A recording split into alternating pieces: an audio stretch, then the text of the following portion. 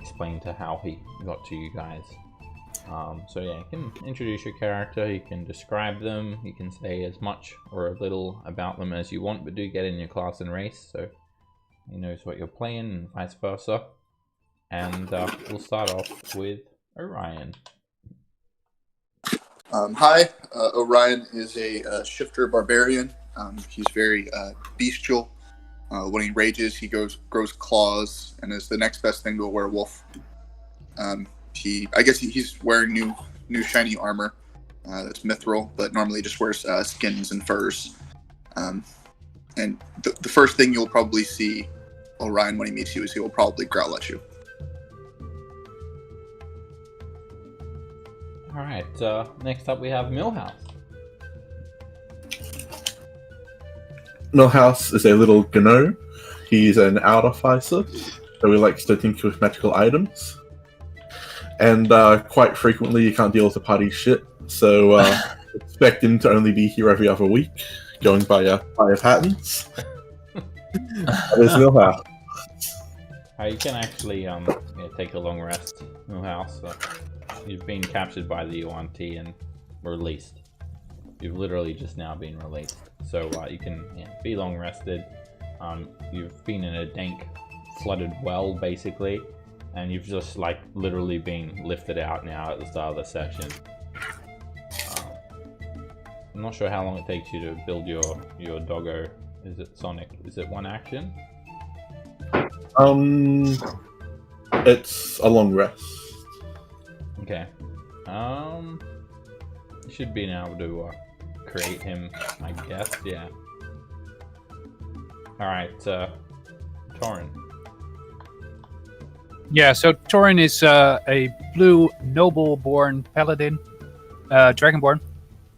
Yeah, and he's a paladin, and this is kind of his first adventure, so he's a bit green and also blue. And, I think he's looking around to find someone that's a bit of a example for him, a leader. He's really looking forward to find one. Maybe he has already. Alrighty. Next up we have Garrick. Garrick, ex-soldier, paladin with some extras. More extras than paladin in these days. Asimir, not much to say else. Likes his armor. Even when he is not in armor, he likes to have his armor around. Alrighty. And Nim. The other gnome of the group, but unlike all the metal and all the tinkering that Millhouse likes, he's more into nature and animals and just being one with the world as it is. Yeah, man. Alright, I'll druid. Gnome druid, yeah. Out. Sorry. And Far out. Nathan. Nathan, pretty young, 24, 6 foot, pretty lean, 185. He might have some body fat percentage, who knows. He's got some piercing blue eyes. Oh yes, make sure you get in your body fat percentage when you describe your character. Yeah, my body fat's about maybe 5%, maybe. Good. Continue. He's not really wearing any cloaks as your typical rogue would have because his place sucks and he can't hide his face. But he's got a bunch of tiny scars around his face. He gets in a lot of fights. If you look underneath his chin, he's got a giant scar, pretty thick too, around his throat. So he may have been in one of those type of situations before. Other than that, he's just here for, well, I guess you guys wouldn't know yet. He hasn't told you, but he's here for something. Alrighty, and our new character, Hofgothi Lillard. Hey, this is Hofgarthi Lillard, and he's a cleric, and basically he has maybe about 5% body fat. Great. Thanks for getting that in. That's important. 5% body fat twins. Yeah, it's an important thing to know. He is here because he finds all life sacred, and he's kind of disgusted with what he's been sensing and finding out when he landed on this little godforsaken island, as he puts it. Other than that, he is in search of something, and that's about it. All right. As you know, Oh, there is a death curse. So what it does is it prevents people from being raised from the dead. Also, anyone who's ever been raised from the dead will slowly wither and die. Everyone's rushing to try and find the cure or the cause of this death curse, and there is a reward offered for the first group of adventurers that can stop it. They can be rewarded with one rare magic item of their choosing. So, the way Lollard got to you guys is he was actually in a shipwreck. So, after being washed ashore off the coast of Chult, you soon found yourself dehydrated and hungry. Managing to gather equipment from the shipwreck, it soon became apparent that you were the only survivor. So here's a map of Chult. It's several hundred miles south of the Sword Coast. You encountered like a bit of a ghost ship, and I would dare say that when this map loads, that would have happened around the southwestern coast of Chult. It's a big map. It's taken a while to load. But yeah, there's a peninsula. It's attached to the mainland of Faerun, and then there's a series of small islands that surround it. You've washed up on this island where Omu is, over here near the Wild Coast. So you washed up on shore, and you were desperate to survive. You began to explore the exotic island in which you had arrived. You discovered the ancient and forbidden city of Omu. But it wasn't long before you were captured by its slithering inhabitants, Yuan-Ti. They stripped you of your gear and took you to their underground fane. Here's the city of Omu. It's like a sunken city. It sits in a kind of a bit of a grotto, I guess. It's got 1,000-foot high, 100-foot high walls surrounding it, and this is where the party believes the actual fane is, somewhere in this palace. So being captured by the Yuan-Ti, you were put to work as a slave. Making use of your healing abilities, you were forced to work for Ras Nsi, the Yuan-Ti warlord. Dun dun dun! Ras Nsi. This is what it looks like. Ugly mother. Several weeks had gone by, and all of a sudden the warlord requested out of nowhere that you kill the Fane's nightmare speaker, Fantharsa. This happened very suddenly. You weren't really given a whole lot of information. You're pulled out of your clerical duties, quite literally, and you're given your weapons and armor, and then you were teleported by Ras Nsi right into combat. And that's where we'll be starting off today. So, last session you guys were all slaves. You were put to work by the Yuan-Ti, and all of you were designated different duties, which allowed you to observe the Fane and gather information and items. You learned quite quickly that there was a bit of a conflict within the Fane. The warlord Ras Nsi was being conflicted by Fantharsa, the Nightmare Speaker. She believes that he still holds on to his humanity, and both of them want this black opal crown, an artifact that is said to allow them to contact Dendar the Night Serpent, so that they may plunge this world into darkness. You guys were given a choice to either side with Fantharsa or Ras Nsi, and you chose to side with Ras Nsi. In return for killing Fantharsa and stopping the coup, he's offered to give you guys the puzzle cube that he has, and to set you guys free into Omu, so you can stop this death curse that he is afflicted with. So, Millhouse, you've been in this dank well, and Lollard's just basically teleported in through this circle, this teleportation circle, and you've been hoisted out from this well. So, standing in between you and the rest of the party are a large number of Yuan-Ti. Lolard tells you there's no time to explain. Grab a cactus, and we're basically going to be rolling initiative straight away.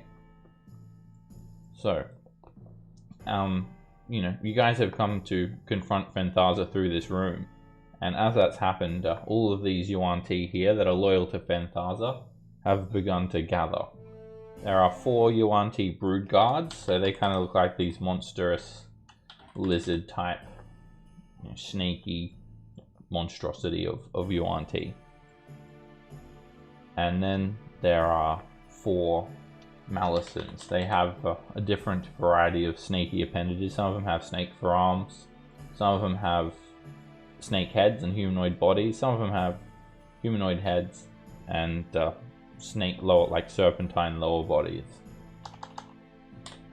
So Millhouse, I'm gonna say that you've been given your equipment and whatnot. He's kind of, Lollard has hoisted you up from your prison quickly and given you your equipment. Enough time to get yourself fully equipped. So that was actually secretly happening while you guys were cracking in other Yuan Ti's faces and whatnot. So yeah, it's there's a heap of Yuan Ti behind Nim, but these ones are loyal to Ras Nsi. So basically, you guys are just trying to kill the Fenthaza Yuan Ti. So Orion, you're still raging, and Garrick, you've got is it Spy? You cast Fly on yourself, or improve mobility. Yes. Yeah.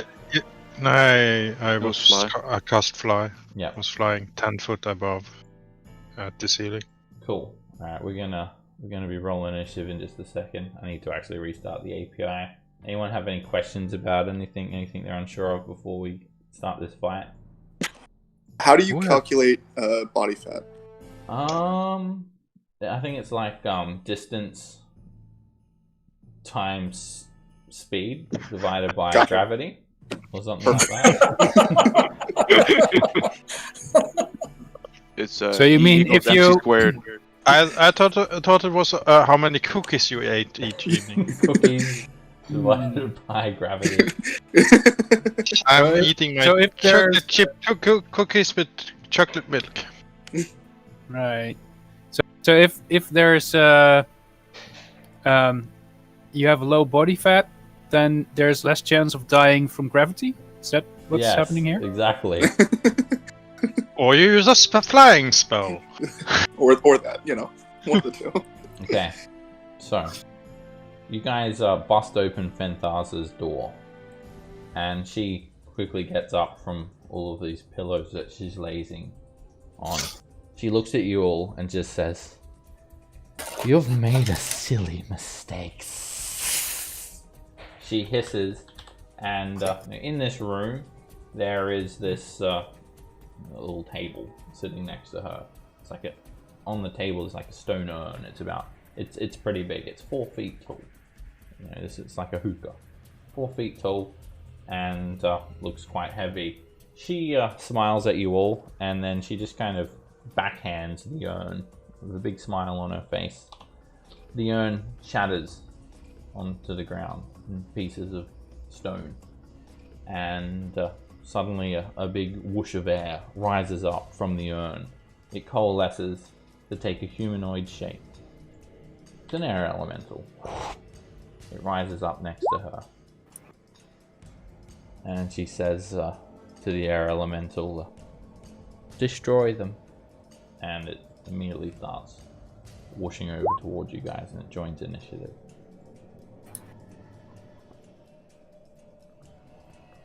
She used her action to do that as well. Okay. Alright, this brood guard kind of hisses at you guys, the one in the center of this room. And it starts running forward. It rushes up to Garrick, and it starts attacking recklessly, giving an advantage on its attacks. It comes in with a mighty claw, and it misses narrowly. It comes in again with another claw attack, and it's a crit. It slashes you for 11 points of damage.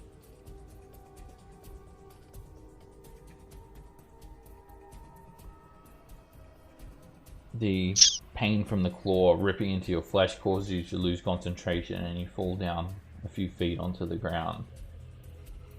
After it rends you with its 2 claws, it comes in, hisses its long forked tail, spinning in and out of its mouth. It comes in to try and chomp you, and it misses with its bite attack. It leaves itself open, so all attacks on it have advantage now. It's reckless. Alright, Nim. Oh boy. I'm going to move up to 5 feet so I can see a little bit better.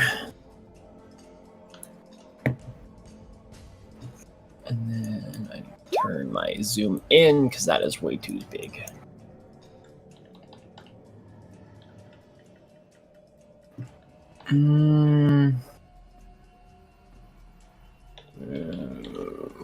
Gosh, there's so many people in the way.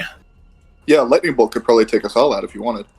I know, right? I don't have lightning bolt, sadly.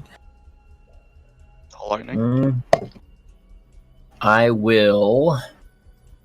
Oh, I can't do that either. I'm just gonna take the dodge action for now. I have something I'm gonna wait, but I can't do it yet. So I'm just gonna take the dodge action, and I will end my turn there. Okay. Alright, this Yuan-Ti Malison, these snake-headed humanoids, a mixture of the configurations. Some of them have bows in their hands, but others have snakes for hands, and they're not able to actually wield a longbow because snake hands. But this one actually points the snake hand straight at Garrick and fires out a beam of crackling energy. Eldritch Blast. First one misses. Fires another one at Garrick. And that one hits you for 4 points of force damage. Torrent. Since there's many people in the way, I would like to use my action to get my sacred weapon active. Alrighty. And do I do a bonus action? I think I can do something. Let's see. Oh yeah, I can. Let's see. That's. Let's see if it's a bonus action. Write that down. Great. Yeah, I think I'll do a searing smite on my weapon. Let's click it. I hold up your longsword and first of all, bright light just starts to spread out across the blade, and then this searing red energy licks up the blade as well. It's glowing red hot. And then I just wait here.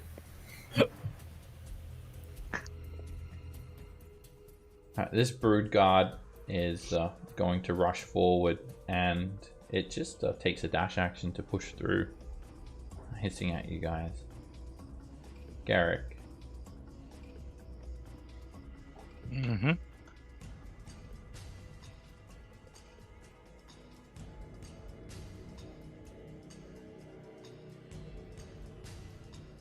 Okay. Damn it. I lost my page.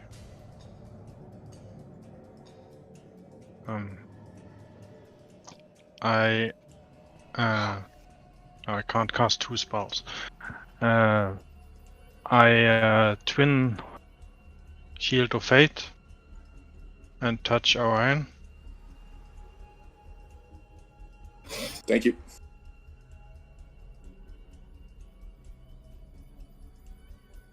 Alright, +2 AC for both of you. And then I hit the one right in front of me with the green blade. Alright, you have advantage, and that hits. And I'm gonna put in a smite. Where did my smite go there?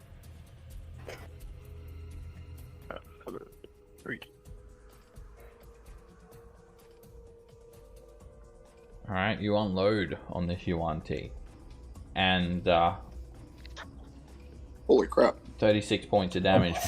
It leaves that UNT seriously injured. This big burning wound is slashed up its side. And then the tiny little tuft of green flame just kind of hits the other UNT. Ow!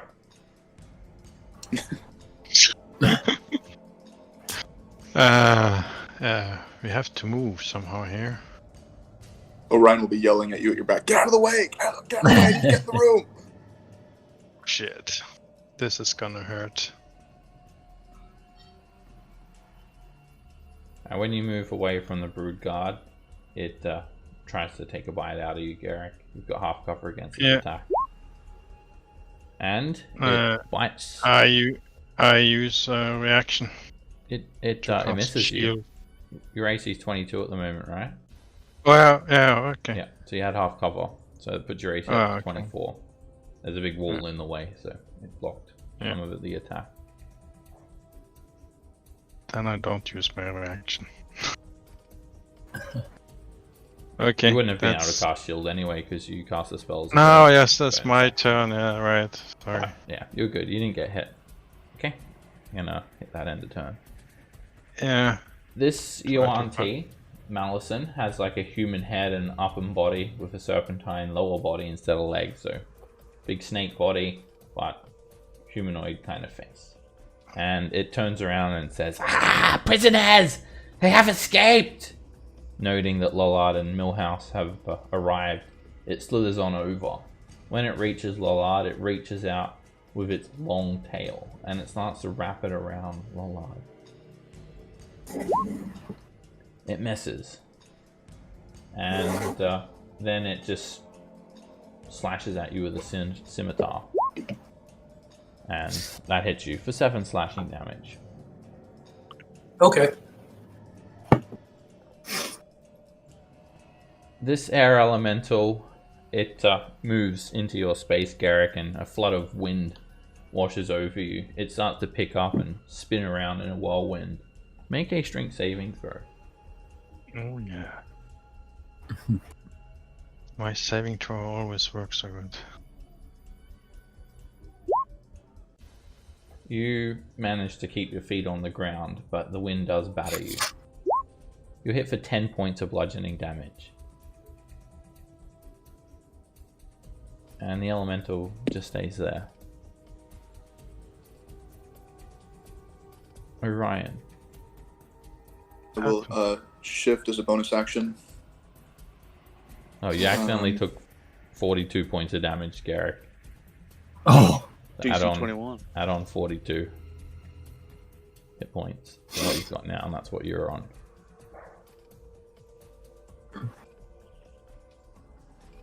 Okay, sorry. Alright, you shift. Sorry, my bad. I'll shift as a bonus action and become more bestial, and then I will run into the room. When you move here, the elemental pushes you back. It doesn't let you get through its space. Okay. Then I will recklessly attack it, popping my claws out. Hit. You slash into it. Your claws are magical, so they cut through the air elemental quite easily. That hits. You swipe through it again, and just another streamer of air leaves the elemental. You do a third attack, slicing into the elemental, and you take off a little bit more wind. It feels very kind of not really like air when you attack it either. It's very tangible, and you can actually feel your claws ripping through its form. Alright, the type 2 Malison. So this UNT has a human head and body, and snakes for arms. The old snakes for arms. It's going to just say, "For Phantaza!" And it's going to take a dash action, and it's going to run straight up to Taran there. Cool, target. Millhouse. alright. Gonna move up there. I'm gonna slap it around a bit.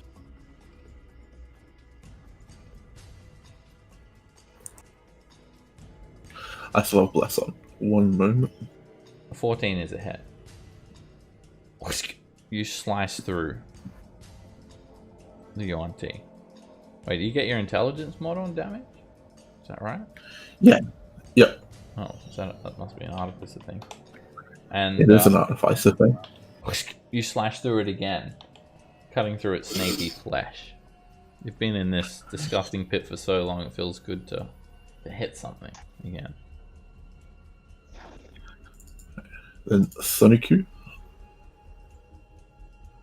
It spins over and bounces off the Yuan-Ti. Miss.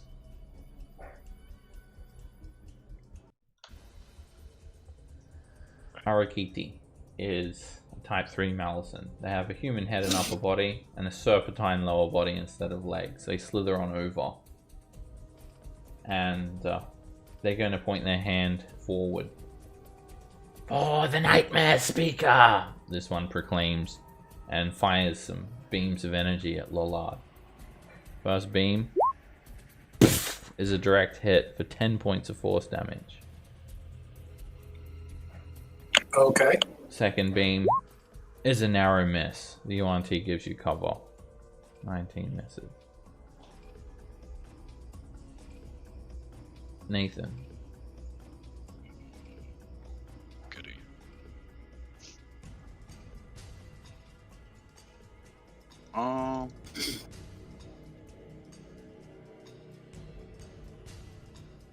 Okay. I'm just gonna back up out of here, giving him some more vision after I take a shot at. I mean, this guy will have half cover, right? Yeah, all of these Yuan-Ti will have half cover from you. Okay, I'll just shoot the guy with advantage. Try to get him out of here. Oof. That hits. Keep in mind these Yuan-Ti don't wear armor. They just snake bodies. The arrow hits the Yuan-Ti straight in the head. They kind of swirl their head to the side and collapse onto the ground dead. Take that. Yeah. I'm going to try to hide right here if these guys aren't attacking us. You can hide, but there's nothing to really obscure you. Anyone will just clearly that's right. see you there.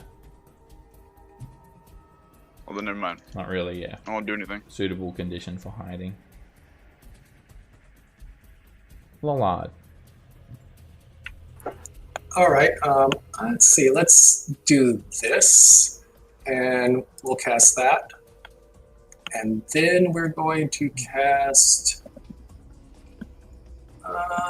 spiritual weapon and attack this guy right here in front of me, and we'll pop the spiritual weapon right behind it, kind of between the two little snake thingies. Alrighty. So you start to glow. You become luminous. These incorporeal wings sprout from your back, and it gives you extra radiant damage and gives you a flying speed. So you hover about a foot off the ground. You cast spiritual weapon, and it misses the Yuan-Ti. Okay, that's fine. We'll leave it right where it is, and that should be the end of our turn. This brood guard runs forward, and it's going to jump on Orion, attack recklessly. It's gonna make a claw attack, and it misses. It's gonna make another claw attack, and it misses. The Shield of Faith interposes itself. It tries to bite, and the Shield of Faith slaps it over the face, and knocks it back. Another brood guard runs forward. For the Nightmare Speaker! It runs up to here, and it's going to recklessly attack Orion. It's got half cover against this. It's got a very small window to try and hit you. Its claws don't even reach you. But then all of a sudden it grabs you back and sinks its fangs down onto your shoulder. And you take 5 points of piercing damage with your resistance.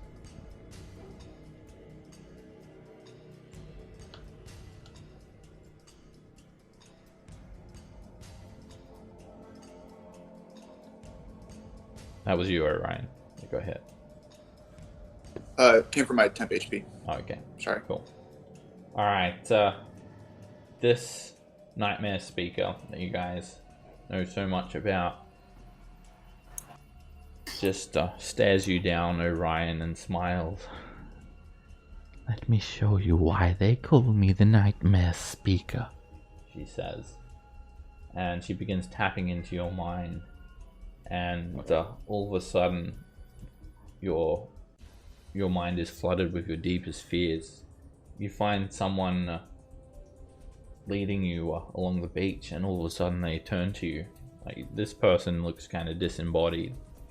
You don't really have a face. They're kind of featureless. Might be a person from your past or something like that. And they say, "You're not a good boy." And make an intelligence saving throw. Oh, intelligence. Oh no. If he's in 10 feet with me, from me, then there's this aura of devotion that makes it impossible to be charmed. This one's not actually a charm. Okay. It's actually a fear effect. And you're good. You know that you're a good boy, Orion. I am a good boy. And yeah, you managed to resist. She just kind of hisses at you. Fools! You should have sided with me. We could have had everything. And now you'll die. Nim. Ooh-wee. I am going to scroll down. Many good ranged spells prepared.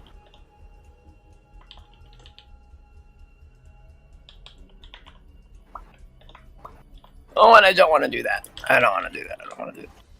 I am going to just move closer then. 5, 10. And then I gotta move one more. 15, there we go. I'm gonna do that, and I'm gonna try to poison spray that first Malison in the front if I can. I duck. Poison spray. It doesn't do anything. Good to know. And I'm just gonna yell, "Don't use poison!" How'd you find that out? Was it because they're snakes? In 2025, that's all I can move with my movement. And that's my turn. This Yuan He's Ti trying. is a type 3. They have a human head, an upper body, serpentine lower body instead of legs. Snakes for arms as well. And they point their snake arms at Nim and start firing Eldritch Blast. First one. It hits you for 8 points of force damage. Second beam. It completely misses. The spell doesn't come out right. It just kind of poofs away. Torin. Right. So I'll attack this guy in front of me. Guy, whatever it is. The 15 hits. And I would also like to use that smite thingy. Yeah. So what? Let me see where I 1d6 can fire take that. damage, I think it is. Yeah, also the divine one. I need to get closer to the rest of them. Okay. Alright, you use a divine smite. The radiant energy, the slashing damage, then the 1d6 fire damage. It's gonna make a con save. Roll us a 1d6. What's your DC? It's 14. Alright, they managed to resist catching on fire. But you put a nice injury on that Malison. They're looking kinda hurt. Cool. I guess that ends my turn. Oh wait, I have another attack, of course. Yeah. That does not end my turn. Hit. You slash through the Yuan Ti again, and the blade just opens up their snaky flesh, and they're looking bloodied now. Cool. Not bloodied enough. But, well, we'll hit them next turn. The Brood Guard is going to step forward here and start recklessly attacking Orion. So they squeeze, so it's regular attacks. They try to claw and bite, and kind of squashed up against the other Brood Guards, and he ends up getting pushed back out of the way, provoking an opportunity attack from Orion.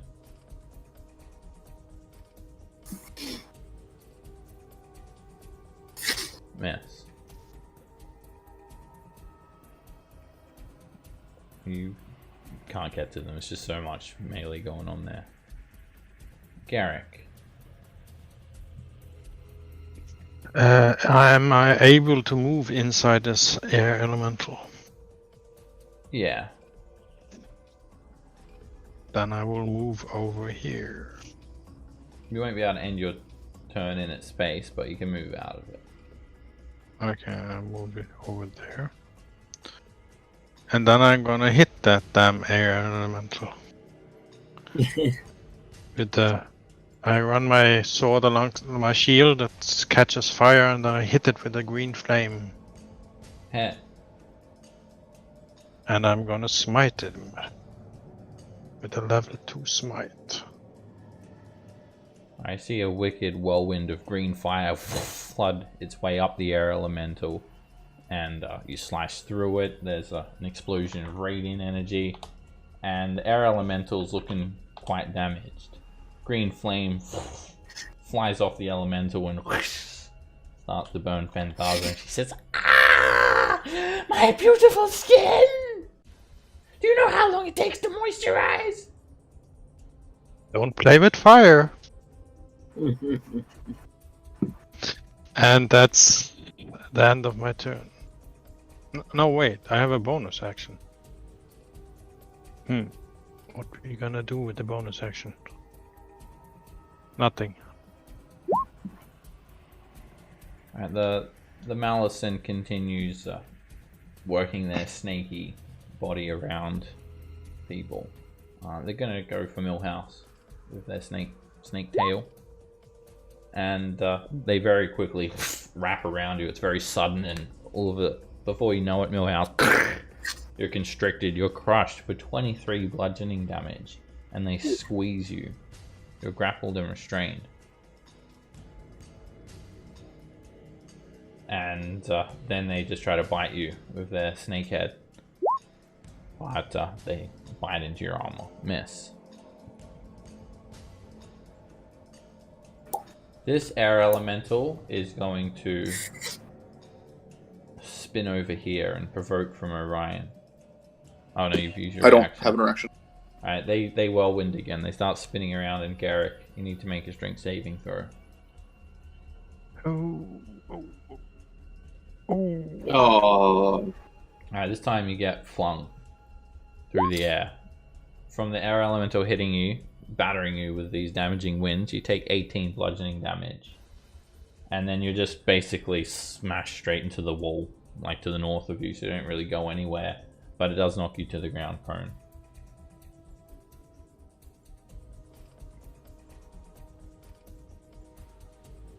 Ryan, get this damn thing off me. I'm coming. I'll move here. Alright, all three Yuan-Ti that you're engaged with attack you. Firstly, the snake for arms tries to snake arm you, and it misses.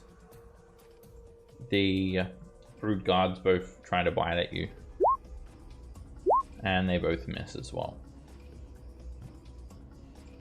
And then I will recklessly claw the air elemental 3 times.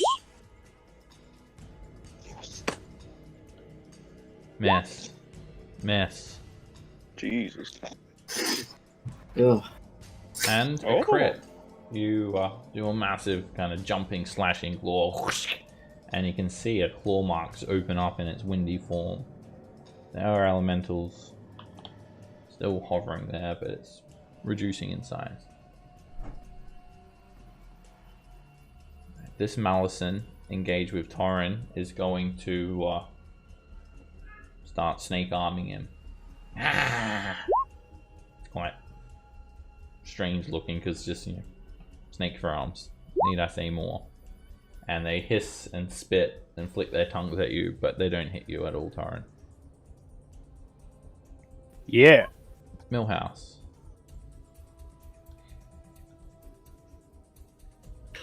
Millhouse will try to escape. Right, you can make an athletics or an acrobatics check using your action to try and escape. And you just kind of like a pencil drop. You put your arms, tuck your arms in, and you slide straight out of the Yuan-Ti. Pop. And that's all I got. So Sonicu will go. That hit. Sonicu spins up and slams into Yuan-Ti and rips off a big chunk of its flesh. It's looking bloodied now. This priest is going to keep on firing Eldritch Blast beams at Lollard. First beam. It hits for 13 force damage. Ooh, ouch. Okay. Second beam. It just clips you, but still hits you for 4 points of damage.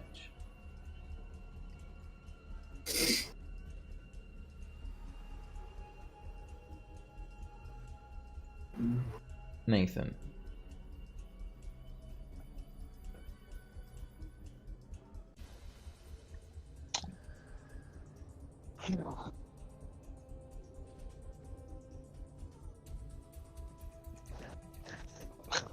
So many of them. I'll try to weasel out these weaker brood guards from these Malisons and try to shoot the first one. Try to anyway. Hit. You stick an arrow straight into its neck. It screams out. Blood sprays everywhere and it's looking bloodied. Good hit. Well, I don't have 2 attacks like you guys, but you know, you guys got this. Good job. Woo, go team. And then my turn. The other brood guards that stand near you are just they're watching you intently, but some of them are making jokes to one another, just hissing in abyssal. Oh god. Lollard. Let's see. Just the 2 of us here. Okay, let's cast this. And we'll do it at 3rd level. Alrighty. Spirit Guardians goes on, so I think we should even be able to exempt Nathan from that, just in case it becomes relevant. I'll just double check. Yes, you can. Can I see him? You can Okay, see him. alright, You so can't then- see Garrick and Orion though, so you guys will, Right. make sure you don't go in that if you get there. Alright. And Radiant so, energy starts pouring out from you, and they'll make wisdom saves when they start their turn. okay, and let's see. I think as a action, I'm also going to take the spiritual weapon and attack the guy that's been right here in front of me. This one here. Let's give him a whack.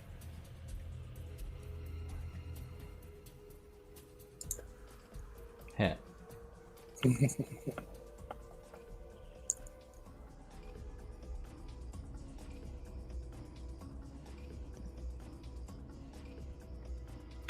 Are you still there? Yeah, a hit. That hits. Okay. Oh, it is a hit. Okay. Yeah, that hits. Roll damage. Got it. Alright, So 17. the radiant energy that surrounds your spiritual weapon really sears in to Yuan-Ti, and they're looking bloody now.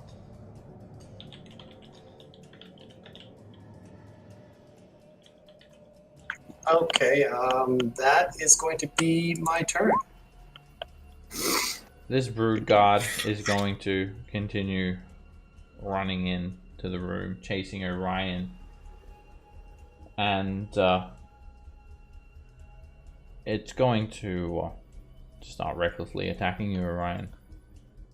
It claws, and it claws, and it tries to bite you, but you're moving very quick, and the Shield of Faith is doing its work to interpose itself, and just ends its turn there. This Brood Guard's going to run in as well. Going to chase you down, and you're going to start going crazy. They're just spitting and hissing. They seem somewhat kind of almost demented, these things. More animals than really humanoids, and just starts going crazy at you, Orion, clawing and hissing and biting. Your bet for 4 piercing damage.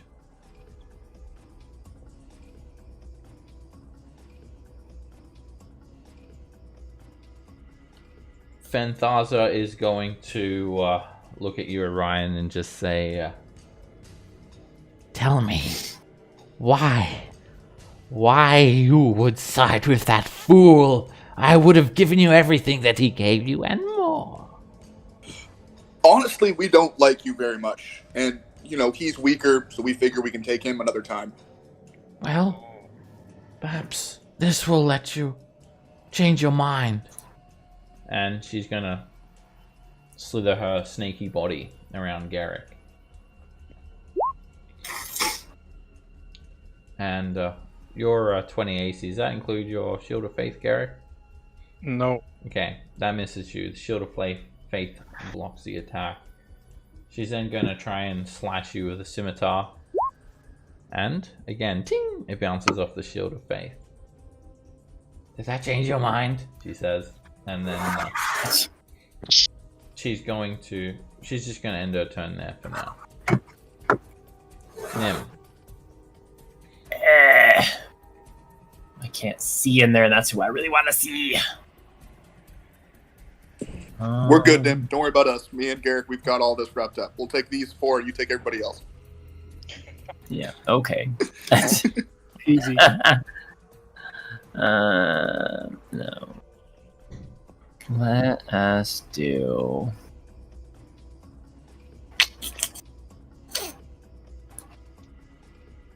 It's extra movement to squeeze pack Torin, or is it balanced? It stays 0.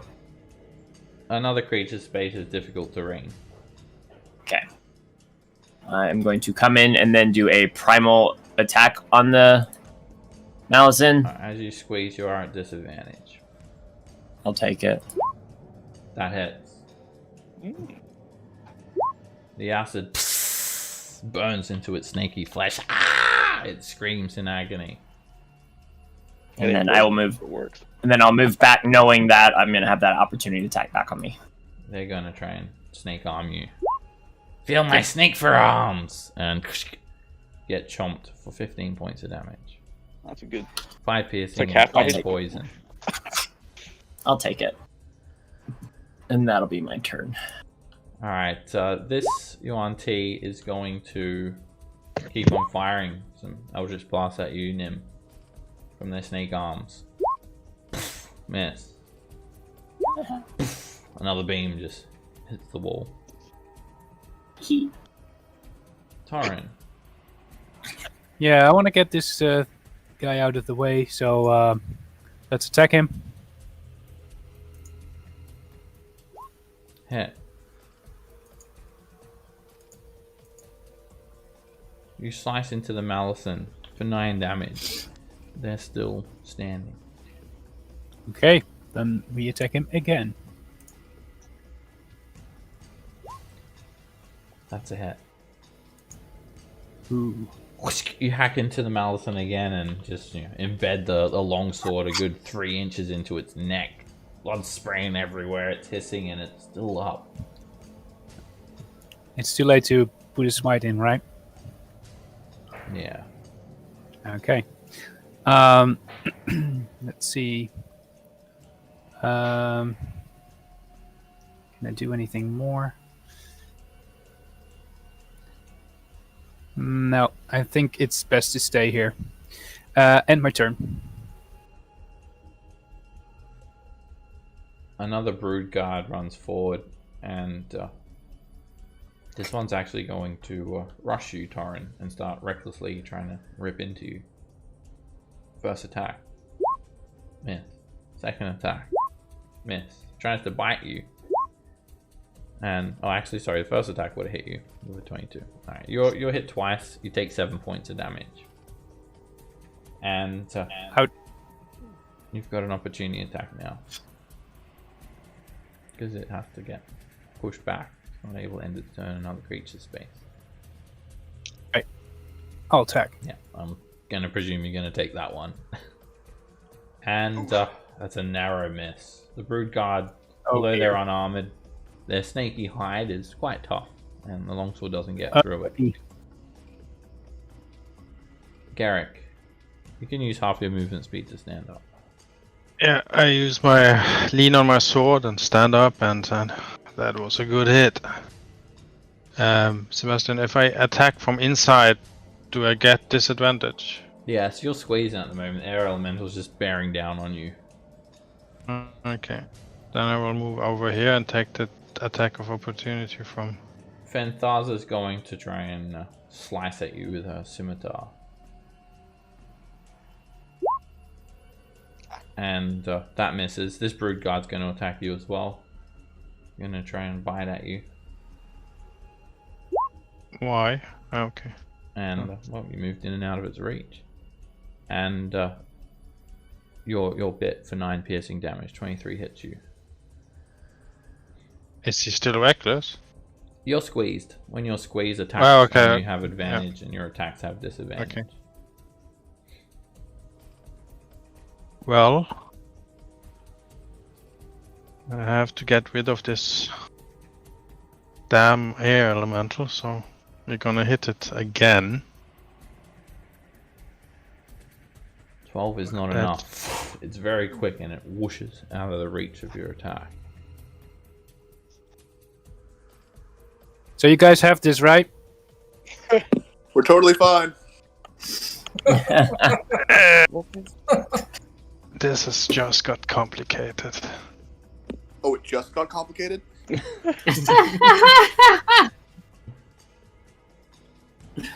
No pressure.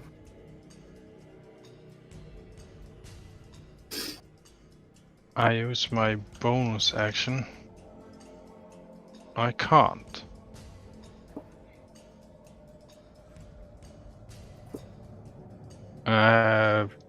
Misty Step I have to see, right? Yeah. It has to be a place you could see, and yeah, there's not really any options for you there, Garrick. Oh. Well, I will just have to stand there and hope for the best. That's what your allies are for. They'll back you up, don't worry. Alright, this Yuan-Ti is going to make a wisdom save. Your first damage roll was 17 for radiant damage. And it screams. Ah! You can see all these red pustules of like burn marks pop up all over the Yuan-Ti's skin.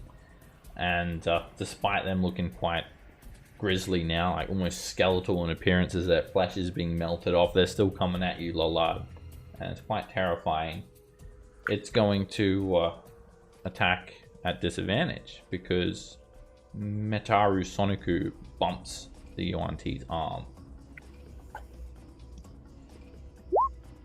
It misses, and then it's gonna try and just constrict you as well, Lollard. Wrap its long tail around you, and that misses, and they just scream in agony. They're pretty much gone. This air elemental is going to start spinning around the room. It's like kind of turning into like a funnel, a tube, and it concentrates its form into a slam attack on Garrick.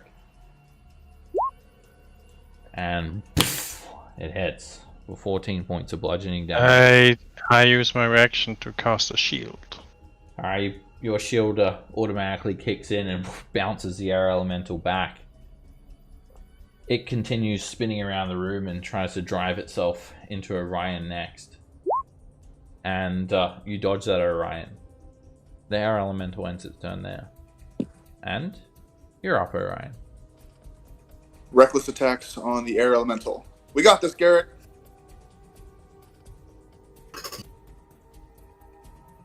Hit. Miss. And a hit. You continue tearing into it. More streamers of air leave its form, and it's barely hanging on at this stage. It's like a tiny little wisp.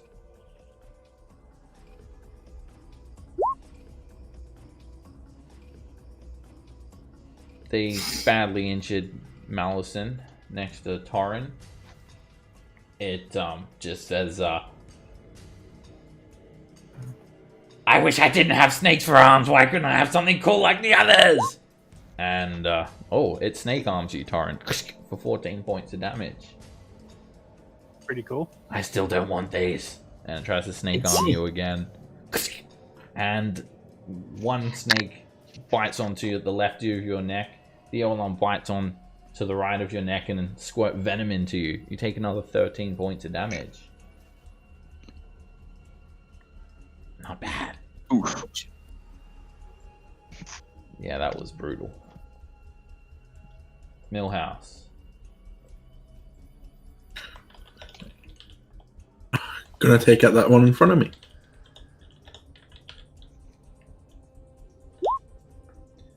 And you just split your great axe, your hand axe straight into the skull. The battle axe, sorry. I'll get it right eventually. Straight into the skull of that Yuan-Ti.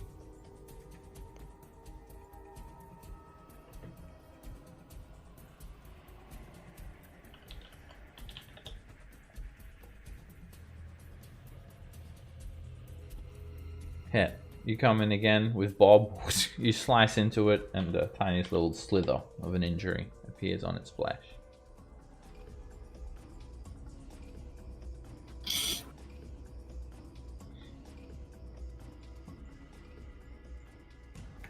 So I'll have Sonic squeeze in.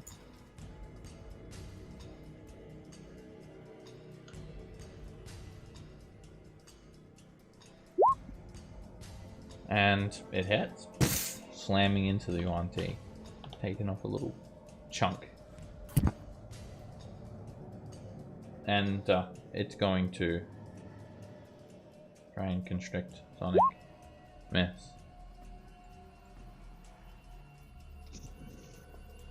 The Yuan-Ti is going to make a wisdom save, so it'll take 3d8 radiant damage. Fails. That'll be you, Lola. Okay. You wanting the damage? Yeah, 3d8 radiant damage it takes. It Okay. fails the wisdom save.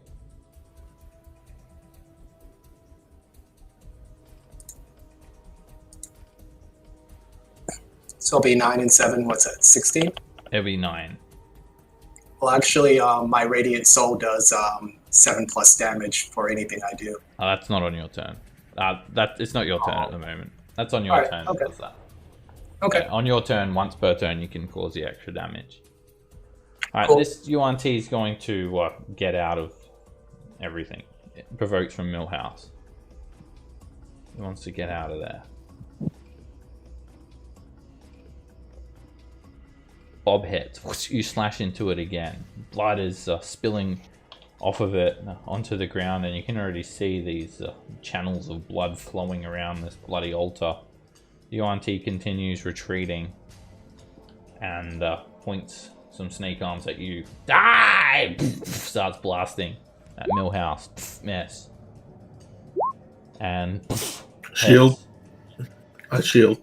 You don't have a reaction. You just attack. I don't. You're right. You take 4 points of damage.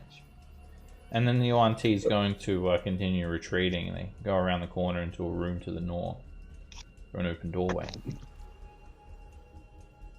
Nathan. Oh.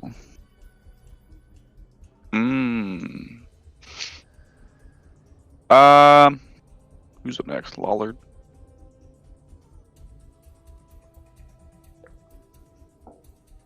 try to weaken this other brood guard, I guess. I think they can handle that, Malison. 26. That hits. Oof. And yeah, it just kind of glances, like you're aiming for the neck, it just kind of, the tip of the arrow slices its neck.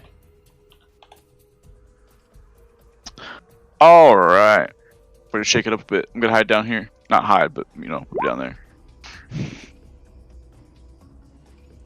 Alright, Lollard. Alright, I'm gonna make movement to... Can I get past Millhouse? I'm sure he'll let you go by. Oh, thank you, Millhouse. I'll make movement to this point here, and then I'm gonna reach down and tap Millhouse on his little head and go, "You're a brash little guy," and do this. And that also gives you an extra 5 more. Well, actually, yeah, 5 more because of An extra 3. It's 2 plus the spell's level.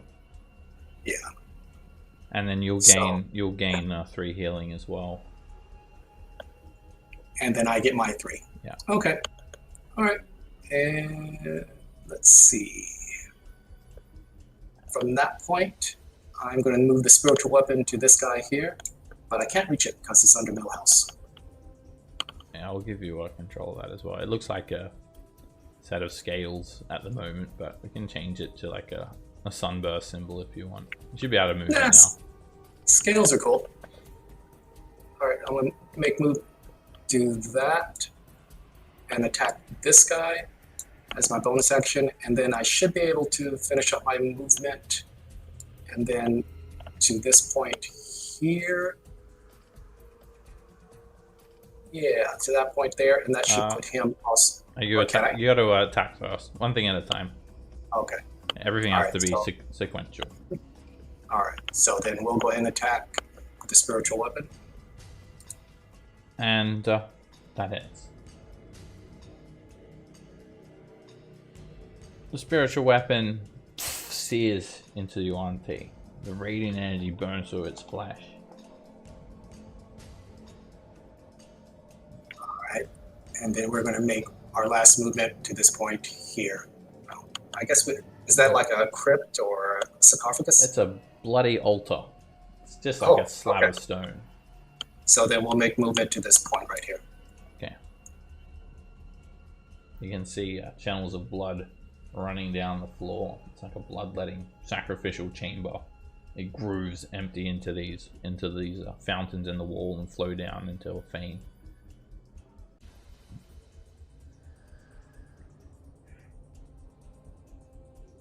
Alright, end the turn. This brood guard is going to just start going crazy and tries to rip into Garrick. Reckless. Miss. Miss. And miss. Just spluttering at you. Scraping against your armor. And doesn't even reach my armor. The shield is in the way. The magical shield. This one's going to attack Orion. Reckless. And you hit for 7 points of damage, Orion. It then tries to bite you. And it bites you for another 2 for the crit. You just shrug off these injuries.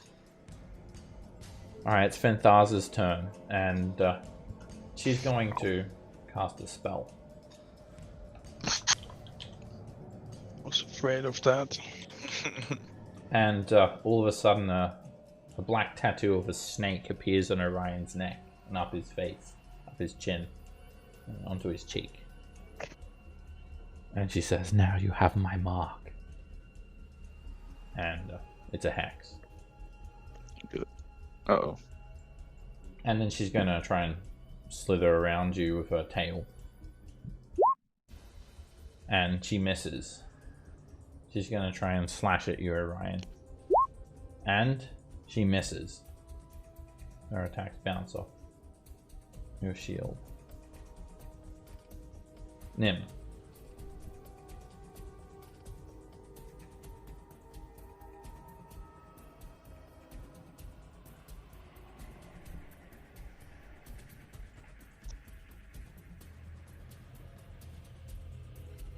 Hey there, Nim. She's gone. She's dead. Hello?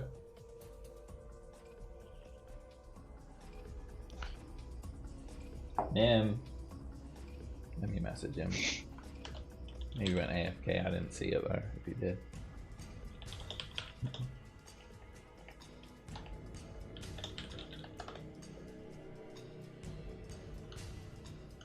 Alright, if he's not here, then I'm going to take his turn. And,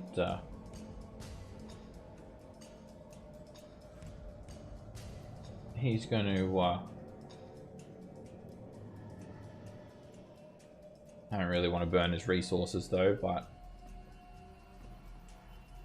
he's just going to do a cantrip. He's going to squeeze in and try and attack that Malison. And he misses. He moves out, and Snake Forearm hits him hard for 23 damage. Oh my god. Oh, dear. Ooh. Oh, how you gonna explain that? Oh, yeah. He shouldn't be AFK, man. I know. This we get it. Let that be a lesson to everyone. Never go AFK. Don't tell us you're not gonna leave. All right. This Yuan-Ti is going to make a wisdom save. It's very resilient to magic as well. You notice these Yuan-Ti are resisting magic quite well, but not this one. So it fails. It takes a full 3d8. He left. That'll be a little odd. He must have lost internet. Yep. No, I think I'm still here. No, I mean, no. Okay.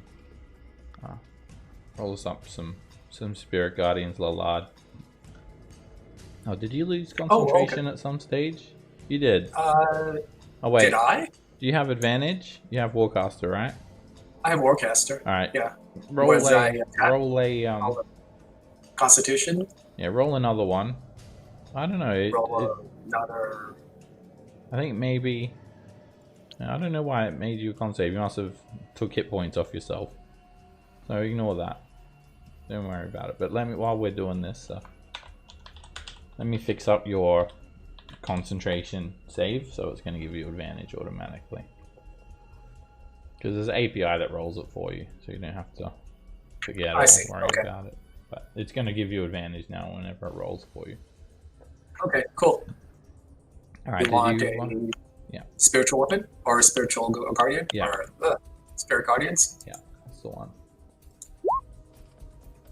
All right, the Yuan-Ti takes 15 radiant, and they step back out of the spirit guardians, and they turn their attention towards you, Lollard and Snake for Arms. Ah! They fire some Eldritch Blast at you. First one, miss. Second beam flies right by you and misses. And they're going to keep on backing into this hallway. Torrent.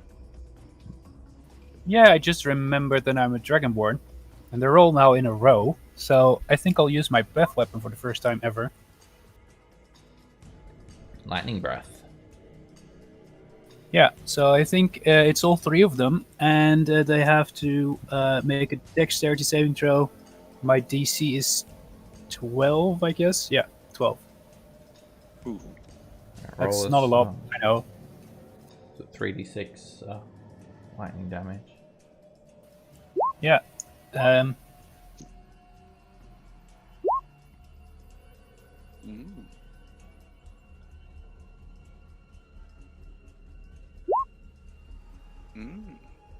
the closest Malazan is hit. You just open your mouth and shoot a 30-foot line of lightning.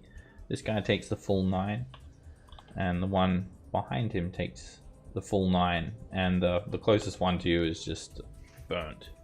It catches on fire and falls to the ground dead.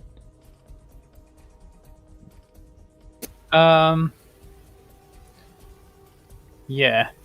I think I'll move up one square, because Nim's not going to go there because of his low health. So I'll just step up one square. And then end my turn. The Brood Guard welcomes you and starts ripping into you, Torin. It Jesus. reels back a massive claw attack and scratches you across the face for 8 points of damage. It's gonna Okay. claw again. And it slashes you for another 5 points of damage. Then it tries to bite you. But it misses with its bite attack.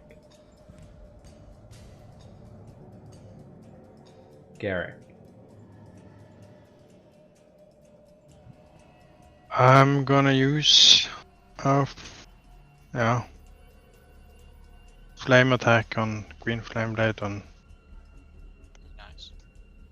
On who, sorry? the air elemental, Hit. and I'm gonna use a first level smite. Alright, despite the So- longsword not being too effective, the rest of that damage just rips through the air elemental. And it's gone. It is completely wiped away. And you're splashing the fire onto who?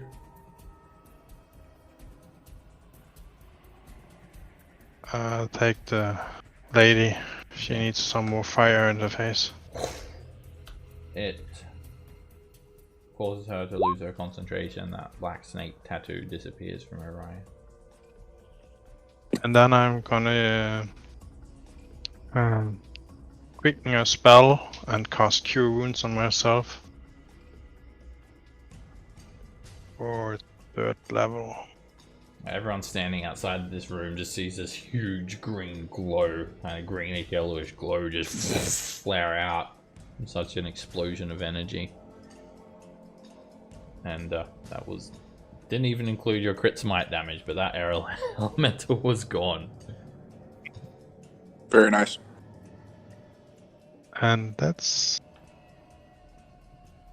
my turn. That was a good turn, man. Orion. I'll move here. And I would. Do I have advantage on these guys? Would I recognize them as recklessly attacking? Yeah. Then I will normally attack them with my the southern one with my claws. You can see how they're fighting. They're just leaving themselves wide open. They're not taking any effort to make any defensive maneuvers. So not reckless for a change. That hits. And you claw into the Brood Guard's face. Whoa. Barbarian, not reckless one? Oh my god. You claw again, and you just kind of like dig out the Brood Guard's eyeball. They're almost dead.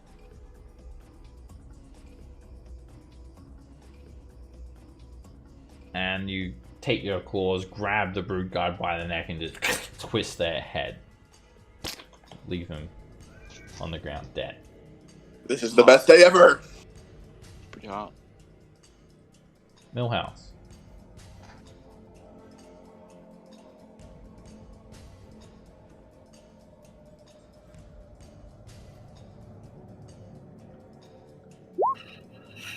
He's gonna try to slap that one. Moving up to this room, you see some steam kind of rising from this stone basin that has this viscous, bluish, purplish liquid in it.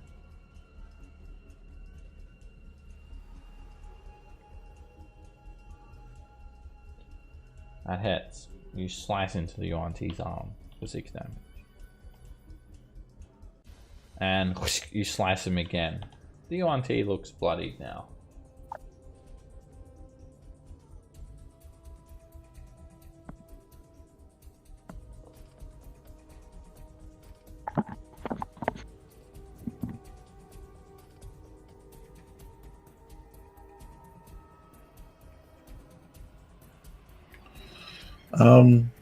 Sonical Dash.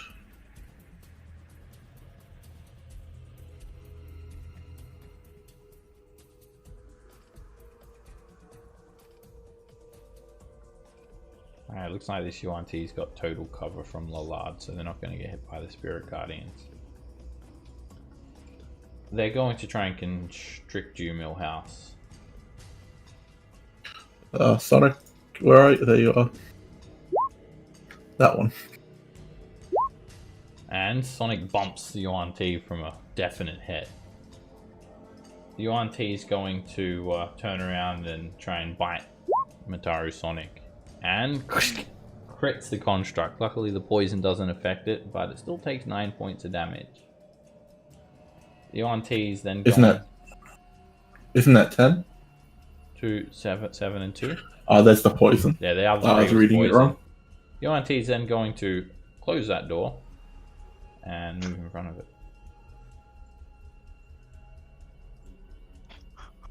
Nathan. Yeah. Oh. You guys are not looking pretty good. Help. I can't do anything. I can't heal. I can observe. That's about it. Yeah. Can I get a... Where is that? I'm gonna do insightful fighting. Can I get a deception check versus my insight? Who are you inciting? Sorry. This Madison back here. Okay. Make an insight check. Oof. Come on. They slither and they move, and they're highly deceptive in their movements. You can't find any opening. Alright, I'll just try to finish off this brood guard. 20? Hit. 16 damage hits the brood guard in the chest. They're seriously injured. Oof. Tried. I tried. Thanks. I tried. Where's my intern button? There it is. Lollard. All right. I'm gonna yell out to Millhouse. You got that, Millhouse?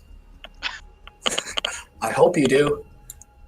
And I'm gonna make movement to here, and we're going to take our spiritual weapon and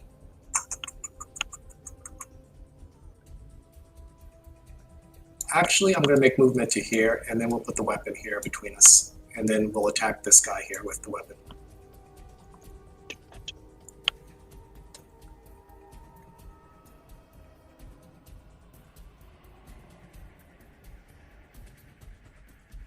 Hit. The spiritual weapon crashes into the Yuan Ti. You sear it for 7 damage as well. And it's looking pretty damn hurt. All right, and from there, I am going to pass my turn. That'll be it. Do you take an action? Well, you know what? Yeah, actually I can, now that I think about it.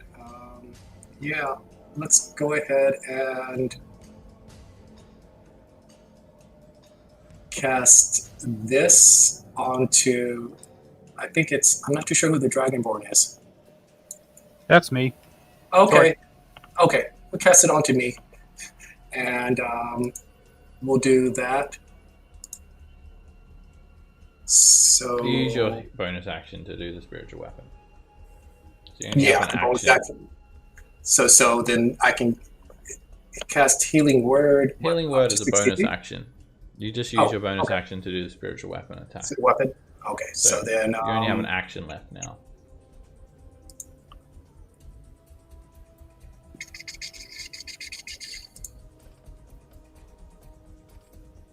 that is going to be it then. So we have nothing else. So yeah, so we just pass our turn. Do you want to take the dodge action? It makes all attacks on you have disadvantage. I guess we can go ahead and do that and set it up for that. Okay, yeah. A lot better than not taking action. By far. Alright, this Yuan Ti is going to notice how Orion managed to not attack Reckless, and so it's going to do the same thing. There is something other than Reckless, it says. And it's gonna start clawing. That's at just Orion. wrong. That was Yoda. That's what I was going for. And that hits. You're bit for 4 piercing damage. Listen, man, apparently it works. Fensartha says, Protect your nightmare speaker. We will still take this fame. and she commands the brood guard to kind of protect her. Fanthaza is going to cast Hex on Orion again, and that same black snake tattoo starts to work its way up your skin again. And then she tries to constrict you. That misses. She tries to slash you with her scimitar. And she uses Death Fang. These fangs of pure darkness. They seem to snap out from her arm and onto you, Orion. You take 8 necrotic damage and 2 slashing damage. 10 points of damage in total.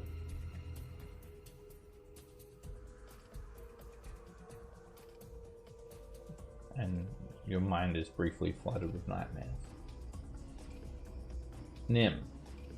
You there? Alrighty. Sorry, Yeah. Discord was acting up on that last one, so. But I accept the things that happened.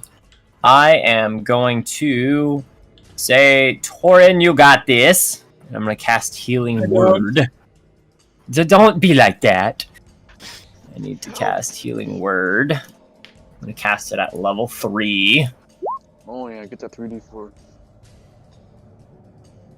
Give you some healing.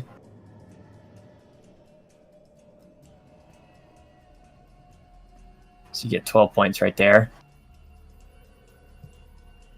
Thank you. And then I am going to move out of the way. Hey, how's it going? Despite the brood guards being, you know, on your side, they're still like kind of hissing and mocking you, Nim. You can just tell in their body language, murmuring an abyssal at you. Yeah. That's a wisdom save for this UNT. And they're going to take 3d8 radiant damage. Yeah.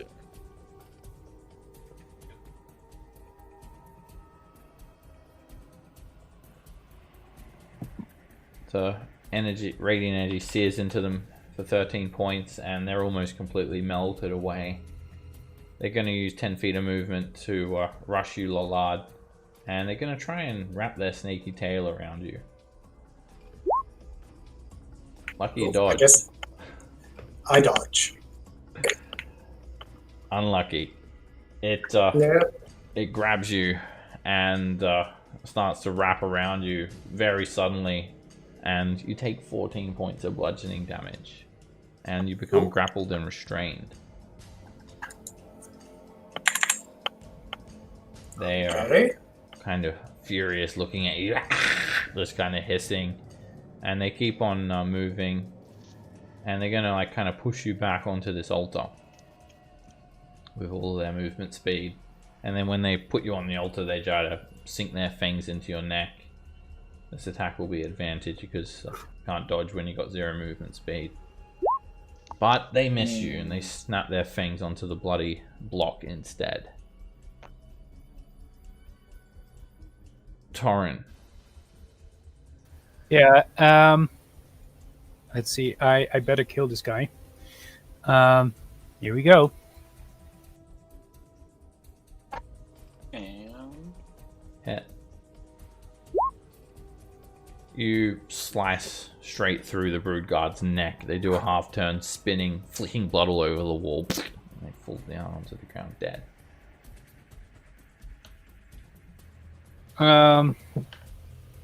Yeah. Let's see. Well, do I think it's safe to go to the into the cloud of damage to the enemies? Guess so, right? Let's just do it. And I want to use my I want to use my second attack on this Nis person. It doesn't hurt you. The spiritual guardians just flutter around you harmlessly. That hits.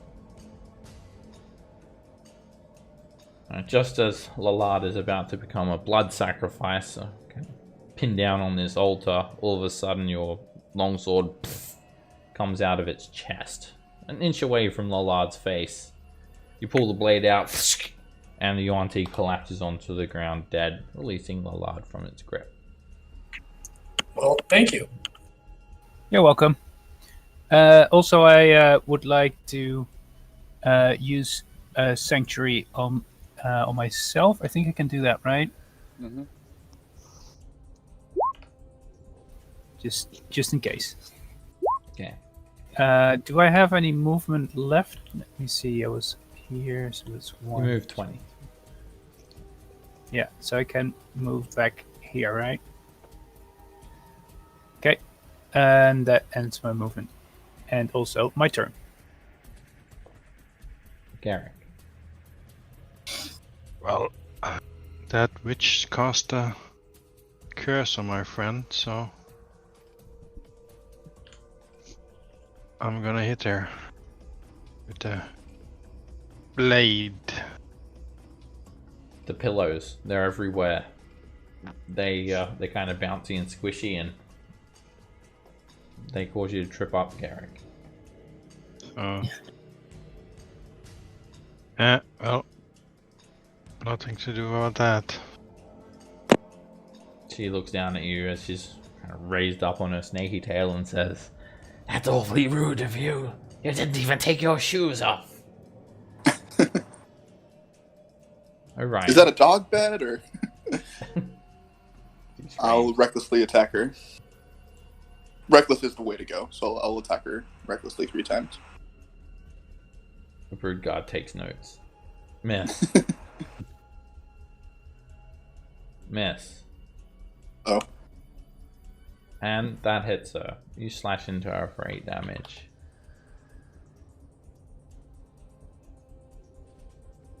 And it didn't make her concentrate for some reason. There we go, it's just lagging. Millhouse.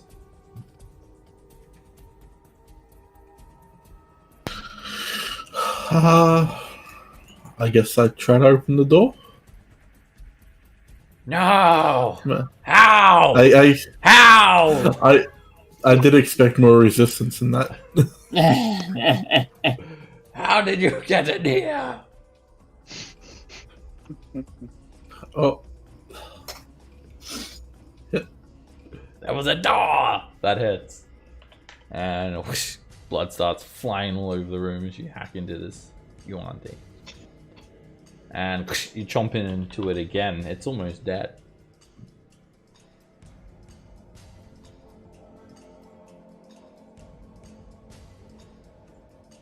Sonic comes over and bursts a hole straight through the Yuan-Ti, almost slicing it in two, straight through its stomach. I did have it. Nathan. Oh. Wow. I don't see anybody getting hurt anymore. Can't see in this room.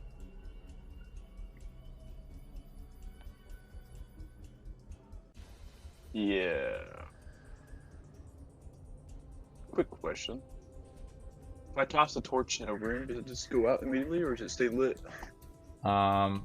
There's a chance it'll go out. Firstly, using a bonus action to dash. That's 35 feet. Okay. Yeah, if you throw a torch down, it's going to have a 50% chance of going out.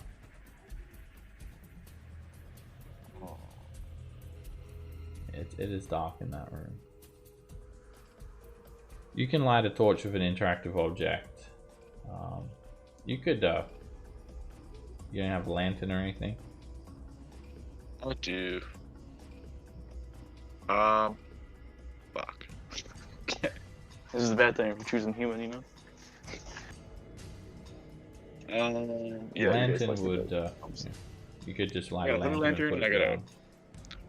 Yeah, I'm gonna light a hooded lantern. Unhooded, Okay. obviously. And set it to the right side over here. Alright, yeah, you just take it out. You know, it's got like, it's already oiled up. It's got the flint like attached to it. You just strike it and it lights up immediately. Put it down on the ground. Oh my god. That's all I got, right? Or is that how does that work? Interact object? Is that like a... It's a free action that you do as part of your movement or as part of an attack. Okay. So you did that while you were moving. Alright, I'll just attack this brood guard again. Okay, let's go half. I got half covered from the color. Yeah. The one that learned to not reckless attack? Yes. That dick. Conveniently stop reckless attacking. And it's a narrow miss. The arrow literally hits that wall. That's all I got. Well, I'm trying to remember. I don't think Nathan is on my list of not to damage with the spell, is he? I don't think I saw him at the beginning. you could just see him. You had line of sight. It's Orion and Garrick that That are in did the other damage. room. Yeah, they're in that room off to the right. Okay, so then if that's the case, then I'll go ahead and make movement to this point here. And I'm assuming I can coexist with my spiritual weapon. Yeah, spiritual weapon doesn't take up any space at all. It's... Okay. And let's see, how do we get into that? Can we pass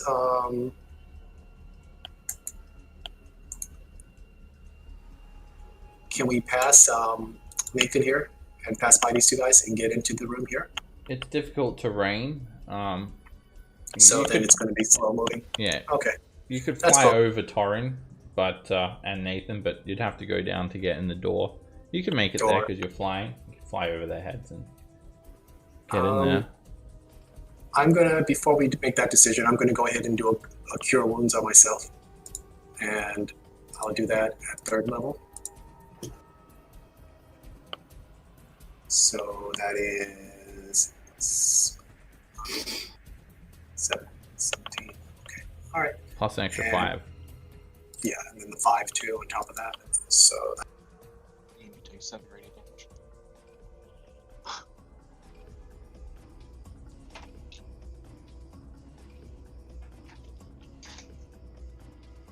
So that helps. And then, yeah, I'm going to go ahead and do that then. We'll go ahead and fly over these two guys. And I'm going to hover here if I can. And then I'm going to, as a bonus action, I'm going to drop my guardians. It's free Is that cool? it's free to stop concentrating. But wait, I haven't seen you move yet. Did you move? Well, I'm like flying over these two guys. You're in on my screen. You're still in this space. Oh, okay. Well, here we go. Pop. Is that better? God, he's inside me. You dropped. You've still I'm got kind of 5 hovering feet up. of movement left. But yeah, you can be in Okay. the space above him. It's And a then I'm 10-foot gonna high go- corridor. Yeah. All right. So then I will descend down and I'll pop in front of him. Okay. From there. And that means I still have my bonus action then. Yeah. If that's the case, then I'm going to. Well, can't see it now. Well, where'd my weapon go? Is It's it there. still alone? It's there. Oh, okay. All right, it moved with me. So that let's move the weapon to this point here. Where do we go? It's in this space. Oh, I see it. Yeah. Okay. You should Let's be move able the to- weapon to this. Let's move the weapon to that point here as my bonus action. And I should be able to attack now, can't I? Yep, you can move it and attack it as a bonus Yeah. action. Attack with So let's attack. hit.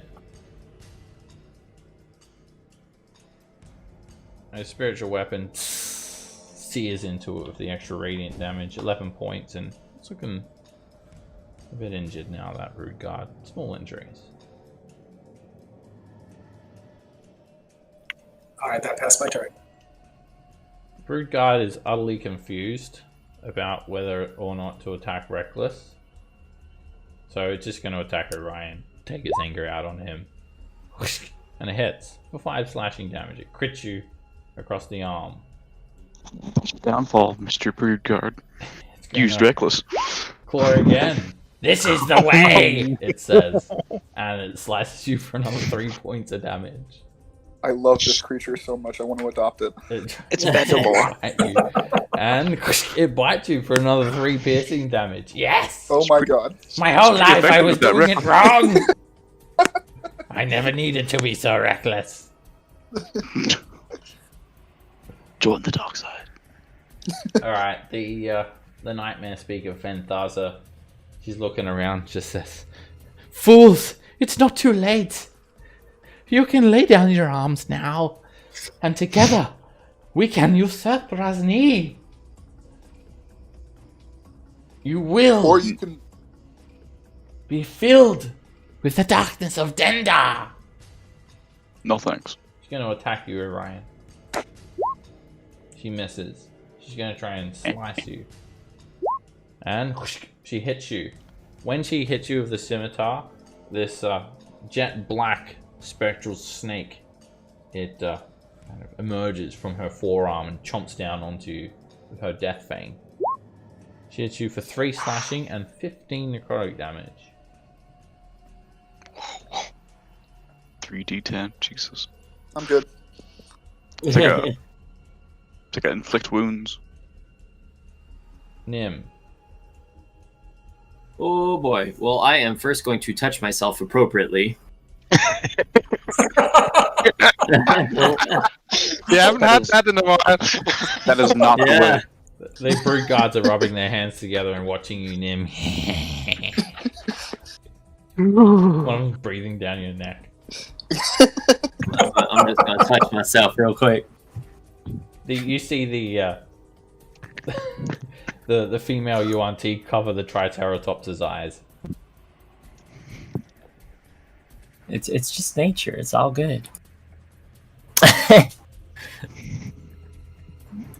And then I will. No, I'll be fine. I'll adjust in my turn there. I can still hear a little bit of fighting going on, but a large number of the UNT are dead on the ground now. Torin. Thank gosh. Yeah, I want to go into that room and say everything out here is dead. Hey, Everything have in you here is finished? not. Kill the things in here. Come on in. Where do we? I can go here, right? Yeah, it's 25, yeah. You enter the room and you can smell these exotic incenses. You see a big pile of pillows in the corner. Fenthaza is there, kind of really reeled up on her snaky tail. And then there's one Brood Guard left in front of her. Look at that it's a 6-pack. Right. I try to kill the Brood Guard. Is the light in the room now? Yeah. Hmm. And that hits. You slice into the God. Brood Guard. It's looking hurt. It's bloodied. I'll attack it again. Hit. I will use my smite. And let's do a second level one.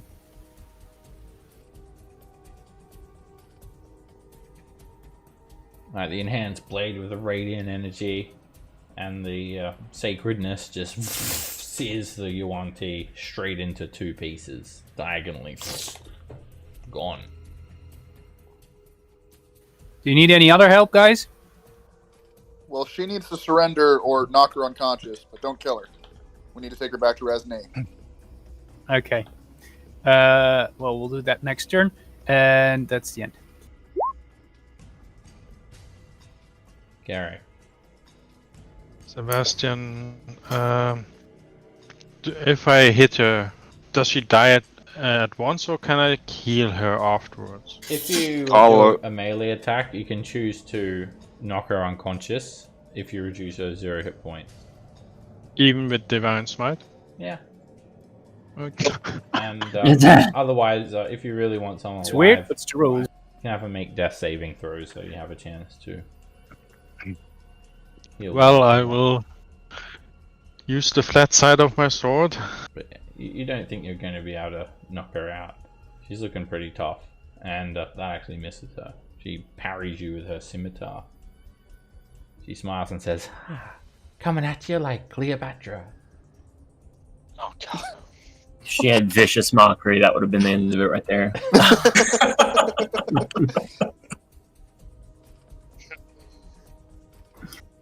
Well, I seem to have a problem with my sword today. Orion, Use the other side. Giving I'll try that next time. giving no thought to my injuries, I will attack her recklessly with my claws. If I somehow manage to kill her, I suppose I'll be using the non-lethal part of my claws. you're reckless as well, right? Yep. That hits. You slash her for 8 damage. You hit her again, slicing into her. Some good ass rolls. And you slash her again. And she's looking bloodied now. She's very tough though. And she's got some bloody scratches all over her. Oh, there we go. The hex goes down. Forgot to give you that hex damage too last turn, but don't worry about it. Alright, Millhouse. There's big flaw in that Yuan-Ti's plan. It didn't consider the fact that you just simply opened the door. And now it's dead. Oh, don't see much else happening. There is Somehow a enough, you know, nice bowl of liquid in here with some steam coming out of it. You have been in this dank well for a couple of days now. I reckon I can convince Orion to have a bath in it before I get in there. You will never make me have a bath.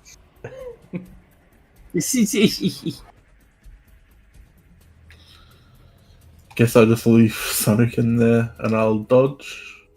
Not really much I can do. Sonic will also dodge. Okay. Nathan. 10, 20, and 5. And I'm just gonna be non-lethal, obviously. Pull out my rapier. Hit. Whew. You poke her straight through the stomach, avoiding her vital organs, and her eyes start to bulge in her head, and she's on the brink of death. And she surrenders. She drops her scimitar and looks at you and says, Okay. Very well. I submit. Good. I'm going to break initiative. Join the dark side. Kill her.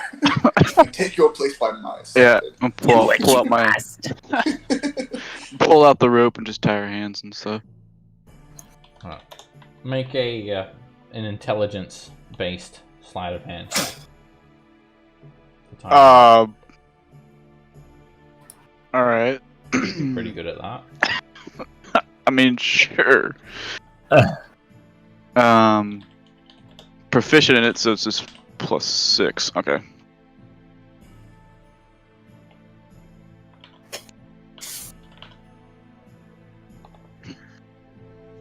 That's the DC for her to escape, 18. Yep. We good? Anybody else left? Roll call. Not that I know. I don't feel so good. Yeah, join the club. 1178. It's not bad. Thanks, Ryan. Appreciate it. Hey, should we search her before we take her up there? Hey, good call. Take her weapons off her and shit. Oh, yeah. Yeah, she's already thrown that scimitar to the ground. In this room, there's a lot of incense. The walls are covered with these like faded kind of colorful murals. There's some throw rugs and cushions on the floor. There is actually an engraved chest resting in one corner of the room next to these broken fragments of that stone urn. Did you say chest? Yeah. Hey, Snake Lady, why don't you go open that chest for us? Thinking. Eyes are tied up, but So you would rob me too? She says. Yes, I thought that was quite obvious. I think that's the rule. You also notice she has a ring of keys just tied into a belt that surrounds her waist. And she has a holy symbol of Dendar the Night Serpent around her neck, like a black snake coiled up, biting the sun. She says, very well, take my worldly possessions. I am about to meet Dendar. I will not need them in the next life. I'm going to grab that holy symbol of Dendar and throw it on the ground and smash it. Alright, it's made of a like a very delicate looking clay, and she screams a little bit when you take it, no, and you just crush it with your boot and it breaks into pieces. Very well then, take me to Ras Nsi. I will see his judgment, and he will judge me like a human. They will see that I am the true ruler of this fane. He clings onto his humanity, but I am close to Dendar. As you can see, I have been gifted power. Take me! Please take that rapier out of my stomach. Thank you. okay.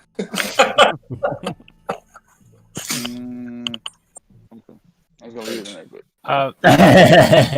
First, let her open the chest, okay? Alright. It doesn't even have a locking mechanism on it. It's made of stone, and it's engraved with all these snake carvings. You open it up, it's full of gold pieces. There's also a black leather quiver embroidered with some quartz. And it kind of looks like some constellations, like little studs. White studs. Constellations of stars. And then there is a ceremonial dagger in a gold scabbard embossed with a scene of stampeding jungle animals. And I think Millhouse is doing the party loot, so Yes. can throw that in there. does that Alright. quiver Great. look like it's usable? The quiver, yeah, you can Does it look store your usable? arrows in it. It's got 20 arrows in it too. I'm going to grab some of the incense and put it in my bowl and start to burn it. Apparently someone doesn't bathe. Alright. Yeah, there's already I got some nice incense in this room burning, and there's plenty of coils and sticks of incense as well. I got just the incense for you. Here. There. Do not burn that one. Alright, so I'll presume that you guys escort her back to Ras Nsi. You don't need to move your tokens along, but you can move through the fane and take her back. Is that the plan? Real quick before we do that, I wanna say, all right, guys, this probably won't happen, but we might be going into another fight, so just be prepared for that. And if you have any healing or prep you want to do, just be prepared for another fight. We don't fully trust these guys. Let's hope it doesn't come to that. Can I have a Should we token? take the long way around and go by the second snake? Let's just go back to where we came. Yeah. Okay. Well, if we have a prep, I walk up to who is this? I think that's Orin right here. I am Orion. Orion. Who are you? I'm Hofgothy, Lillard. I just kind of happened to be here. Oh, welcome. It's a long Yeah. story. It's a long story. Wake up, boat crashes, wake up, and all of a sudden you're here. We'll talk about this once we're out of the snake fortress. But I want to give you something, and I'm going to give you a platinum ring, and I say, put it on. Okay, stranger, I will put on your obviously magical, dangerous ring. I trust him. He's good. Now pronounce you man and man. Yeah, And then I'll cast this on him. Alrighty, so if you guys stay within 60 feet of each other, then he basically takes half the damage for you. I don't know what this is, but I feel suddenly so close and bonded to you. Oh, That's creepy. yeah. Oh, and you get all the pluses too. Cool. Plus one AC I and follow save. what the leader says, and I'll use Lay on Hands for 20 points on myself. Let's do it, peeps. Let's go. Alright, you guys... I will also touch myself again. Sure. Yeah, heal up. Whatever you need to do. Alright, you guys I think make your way back through the fane, and I'll move you guys over to where Ras Nsi is. But we'll take a 10-minute break now. When we get back, we'll be in front of Ras Nsi. I'll be up back. I'll see you guys back. Okay, good luck, guys. Good fight, everybody. Oh yes, that's right. Torrin's going to be going now, so we'll just put him on like guard duty. And yeah, have a good weekend. Thanks very much for playing today as well, and I'll see you next time. Thank you, guys. That was great. Take care, Rainier. Bye-bye. Bye-bye.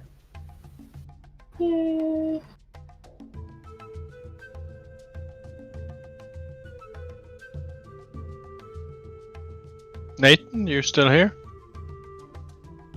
Oh.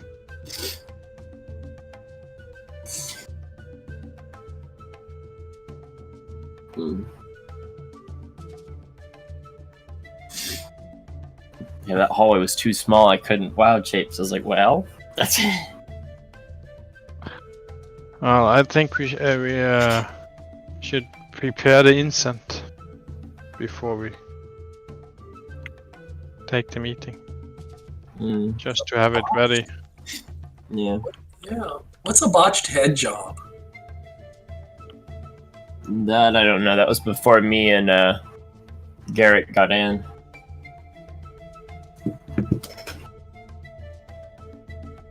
Have to ask conservative. Maybe he knows.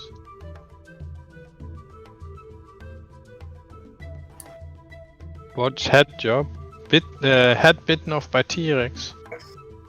Oh yeah, there you go. Nah, no, that's wrong. What's head job?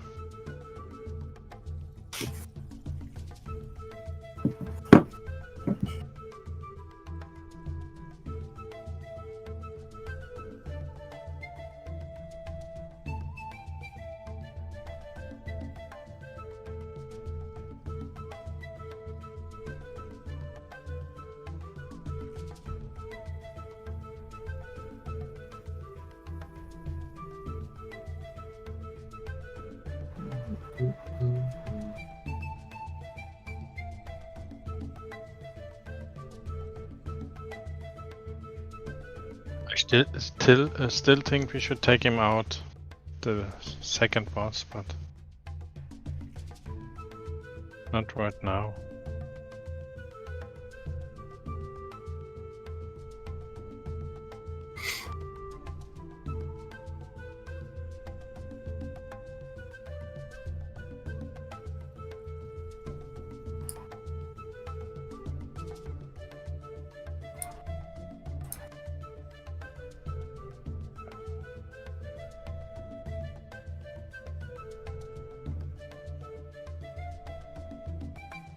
Dang, this is crazy. What is? So at work we do trick-or-treating for our guests, and we I brought up the idea and it got approved, but we now do digital signups, so that way guests can sign up for themselves instead of having to find us and talk to us, and then we put it in. And so far we already have 66 families signed up for tonight, and that's insane because we probably would have got that many normally. 67 though. Just got another one. So how do you digitally trick or treat? Well, it's just the sign up for it, and then they physically go. But all our activities you have to sign up for, so we can make sure we're social distancing and stuff because COVID. which there's a ton of families there, so you think they'd be a little bit smarter, but some of them, whatever. But they can go trick or treating, but so that way we don't have a long line and then have to try to social distance that line. We separate it into 10-minute intervals, and we only allow so many families to come at a time. So it's like the parent and the kid, and then the next parent and the kid, and the next parent and the kid, that type of thing. Yeah. And so they can scan a QR code that we've put over the property. When they scan it, it'll pull up a little website that says what's your family name, what time do you want to sign up for, and how many kids are coming. Just so we can make sure we have bags prepared, and then also it lets me go back and see how often we're having larger families and more logistics and seeing how that all works later. And so then it all puts it into an Excel spreadsheet, which then I can view and they can view on property. And then we just check them off to make sure that they did come, so we can say, what was the name of the reservation? They tell us, we check them off that they attended, and bam. Oh, cool. We send them on the trail.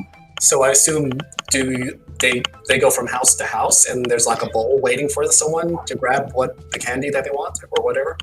No, so I work in a hotel, and so we just have a little trick-or-treat trail set up that has one entrance and one exit, and it's just a full trail. So you go in, you go to the stops, and then you leave. At the stops that we have candy at, there's a person there wearing gloves, and we pass the candy to them. So. Oh, that's it. That sounds pretty neat, I guess. Okay, all right, I see how it works now. Cool. We're doing best with the situation that we have, but still trying to provide the best opportunity for our guests as well. So it's like, That actually is a great idea because, when you think about it, you definitely can't trick or treat in the big, massive groups that you used to do. Well, like in previous years, everyone showed up at 5, and I think part of it was we said the trail started at 5, so everyone's like, oh, well, we got to go and get it done. With this reservation, it shows that there's different times, so it gives people the opportunity to choose what time they want to go instead of thinking, oh, it starts at 5, we have to go. So we'd have this long, long line.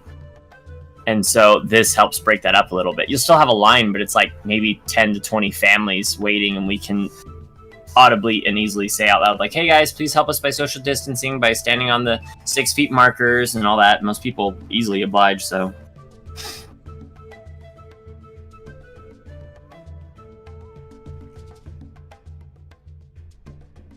It's been working. We'll see how it goes for more. But I wonder if social distancing has changed like the way online games. Maybe this is a question for Seb, but like, do you think he's gotten like a bunch more people playing now that people have to play less in person? I don't think it has so much to do for him, but in general, I think yes. Gotcha. Because I think he always had pretty full sets. And he doesn't. I don't know, maybe he plays one day more or something. I watched this game before COVID-19. yeah. And there were always 7 people around the table for that game. I won notes 2 times they went down to 6 because somebody left and they didn't get a new one for the next game. But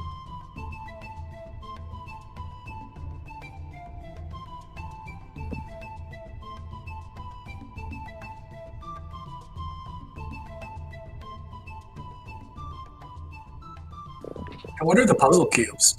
You guys have 6 of them? Kind of. So it's complicated. Here we go. So Omu is an ancient city that used to worship Ubteo, who was the creator of Chult, the peninsula we're on. But they turned away. Ubteo once turned away from his people because they relied on him too much, and he's like, figure it out for yourself. So the people of Omu turned to a bunch of trickster gods, 9 trickster gods, and they made their temples throughout the city. And in order to get to the Tomb of Annihilation, we're assuming, we have to get all 9 puzzle cubes, 1 in each of these trickster shrines that are all trapped and everything. We had 7, and then we were kidnapped by 1T. So we made a deal with Ras Nsi, who we're actually supposed to kill, but don't tell him that.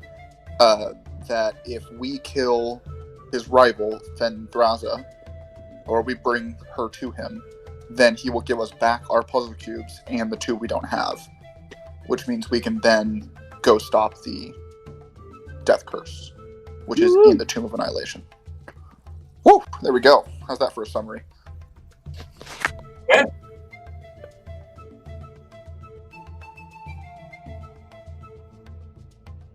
Most of the adventure so far has just been trying to find this damn city. You still think we have too low level to go into the dungeon? Yeah, well, there's not a whole lot we can do about that. We only have until we're on day 83 of 90-ish. I go to Ras Nsi and convert his whole snake club for soldiers. I mean, they were offering to become 1T. Like, we could take them up on some of that sweet magic resistance. I don't have magic resistance. I think they only have poison resistance. Better than nothing.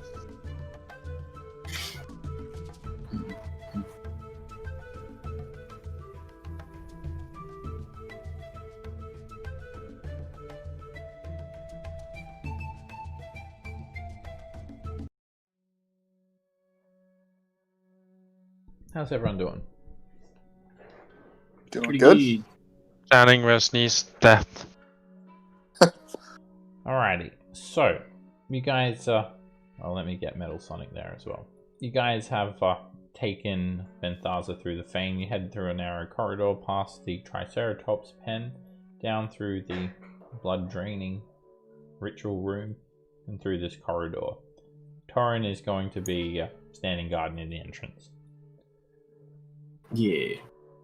Alright, it took you guys all of a couple of minutes to get over here. And you now stand before Ras Nsi. So I'll describe this room to you guys again.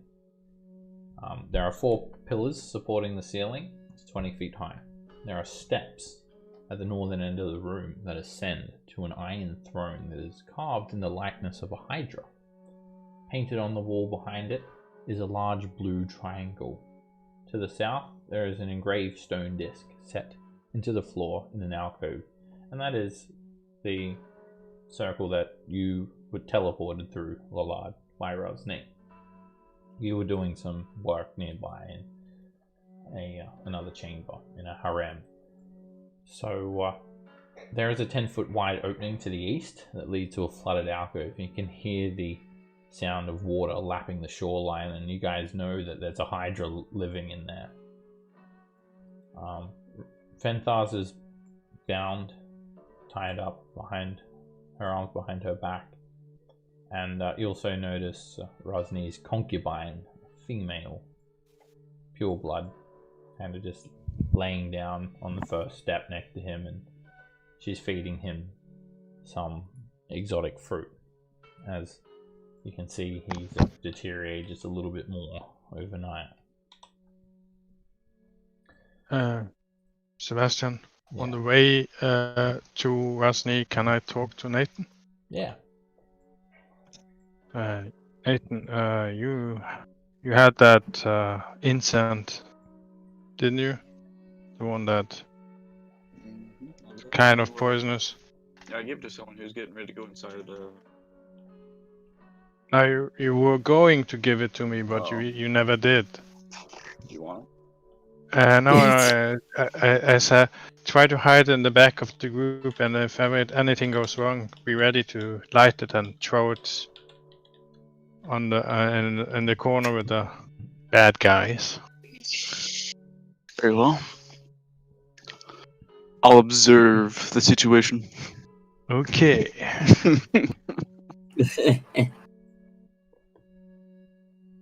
Then let's continue. Also, could I have taken those arrows from that quiver? Yeah.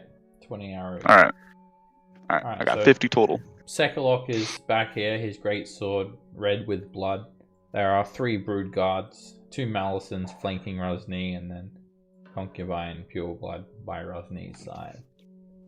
Ras Nsi is more than pleased to see Fenthaza captured here. That was efficient. That was quick of you all. You have proved yourselves a valuable ally.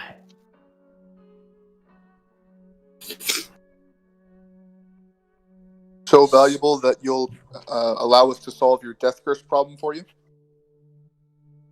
Of course.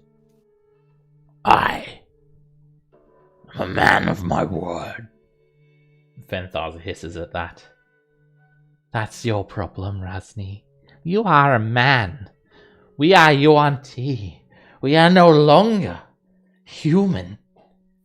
We have the power of Dendar flowing through us, and you are a false leader. If you have Dendar's power flowing through you, you would not be in this situation, Sekalok. Take her to the Fane. Cut her neck. Drain her into the basin. Don't waste any blood.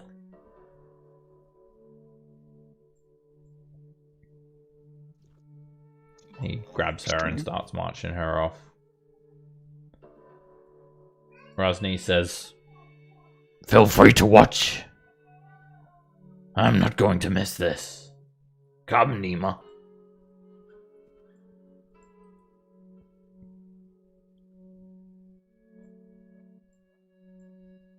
he points his longsword into this hallway. Go.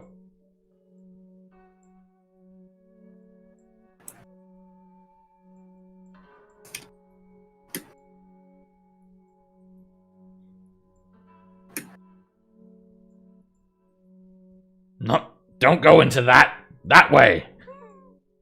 He points to the I door. walk onto the symbol. Okay. This brood guard hisses at you and attempts to grapple you. What are you doing? He says, Shouldn't we get... Just looking. alright, this brood guard has you grappled now, Garrick, if you don't resist. Okay, I try to avoid the grapple, Alright, which I'll roll doesn't initiative. happen. Okay. That Oh, initiates the fight.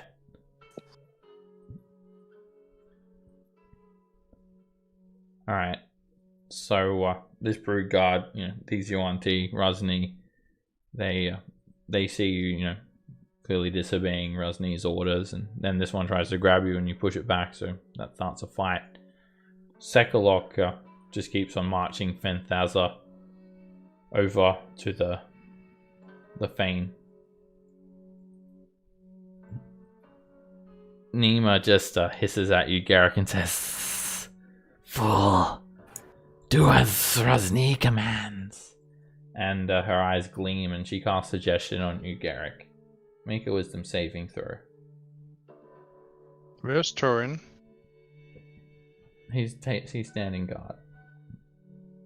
Yeah, but I'm in his radius, or Torin, he's over standing guard by the entrance. okay. Making sure Wisdom no more saving throw. usurpers rise up. Wisdom saving throw. Yeah, there's a wisdom saving throw against being charmed. Ooh, yeah. Alright. That's not gonna happen. She casts suggestion on you, and she just, that's her suggestion. Do as Ras Nsi Okay, commands Until he tells you otherwise. and you become charmed and you have to do as he commands. So that Yeah, breaks the fight. that was that encounter. Alrighty.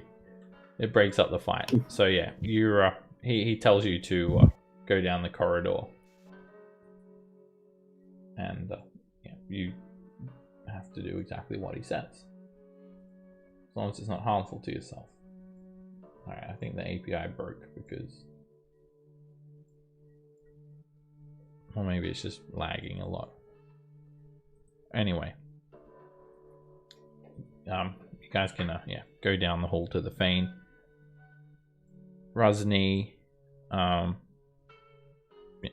this brood guard tries to grab you, Millhouse, if you're standing there. I'm moving. Okay. In the process of it. Shouldn't we get the puzzle cube before we move off, though? We'll just be watching this thing, hopefully, and then we can get that in a second. Alright. Ras Nsi comes in the company of 3 brood guards and the pure blood, and if you stay there, the Yuan-Ti grapples you. They push you if you stand in their way, if you don't move into the Fane. Lollard. Is there some way Millhouse can wait? Because he's all for wanton murder, but he doesn't want to particularly watch a sacrifice. What are you saying that, or? Yeah, I'll put it into character, I guess. So while I'm all for, the complete obliteration of my enemies, I don't really want to watch a sacrifice. Is there anywhere do you perhaps have a waiting room I could sit in? Make a persuasion check, Millhouse.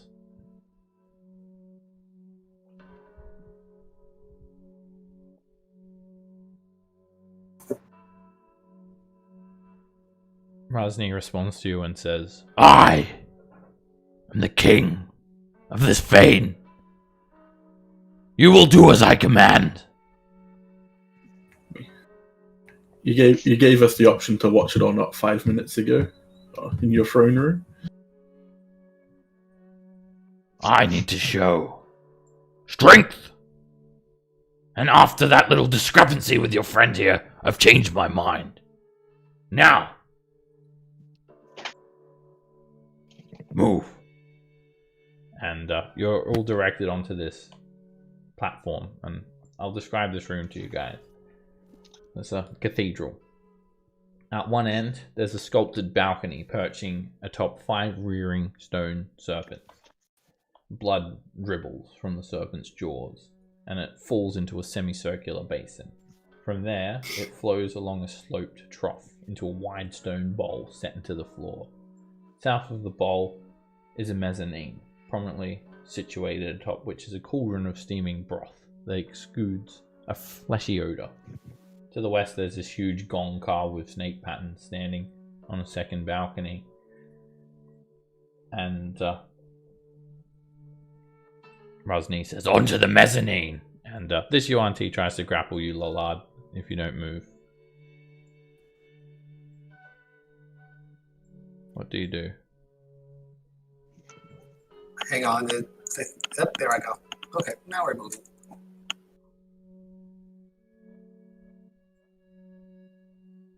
They try to grapple you again until you move on to the mezzanine.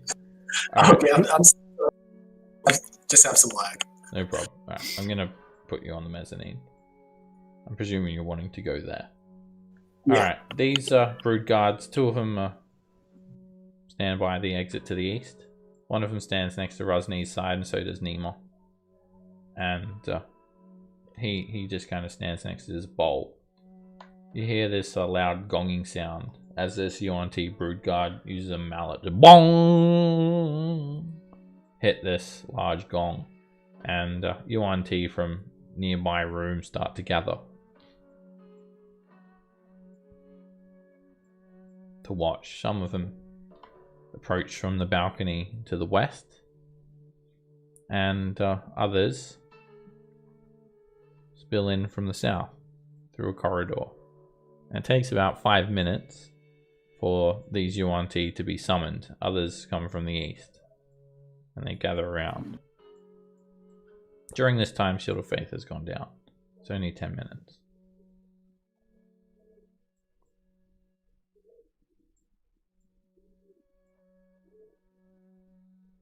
Alright, there's even more Yuan-Ti gathering. Like, there's a lot of them.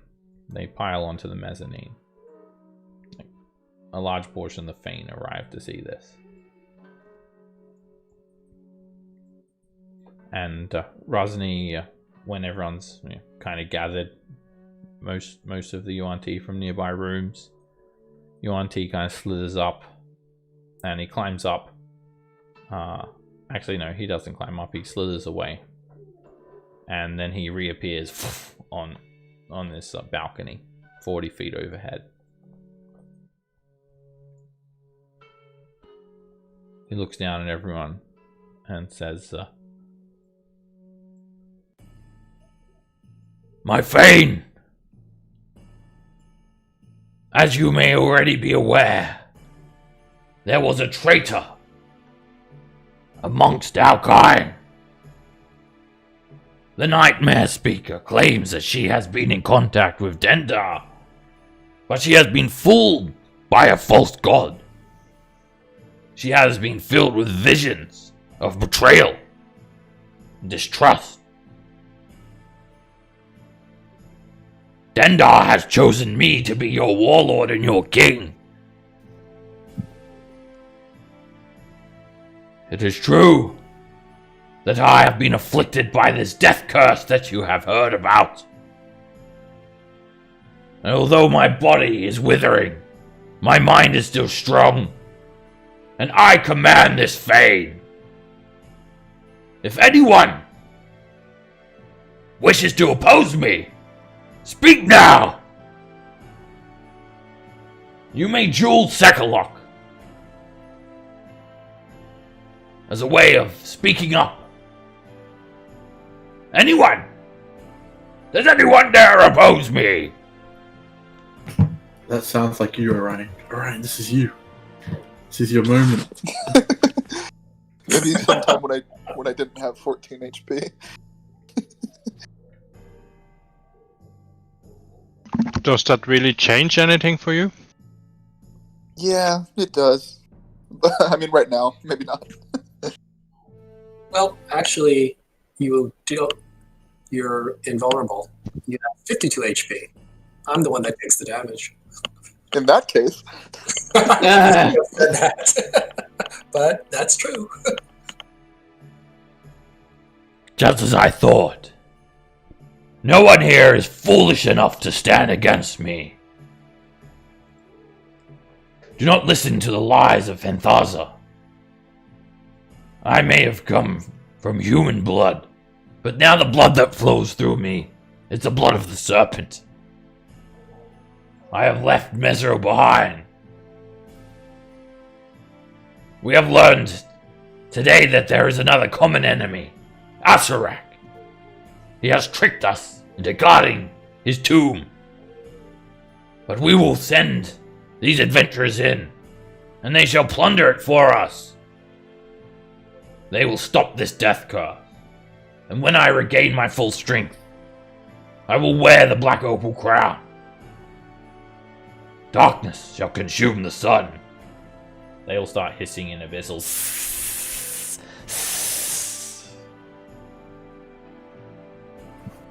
Sekalok kicks Fenthaza and puts her neck up on this basin.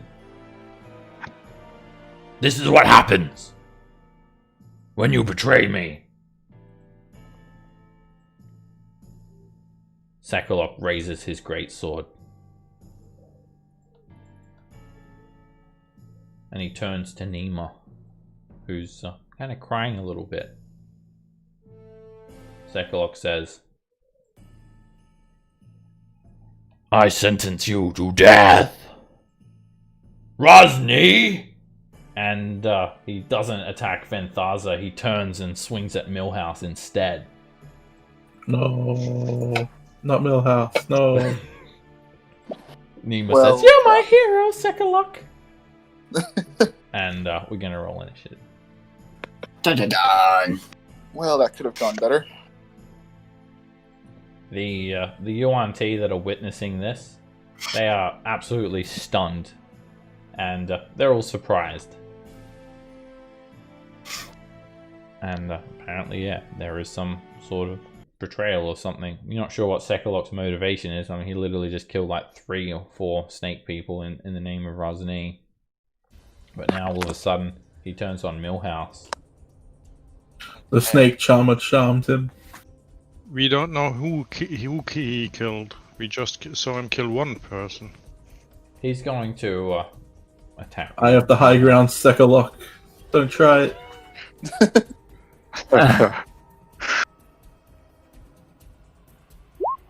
And whoosh, he misses. Whoa. Okay. Whoa!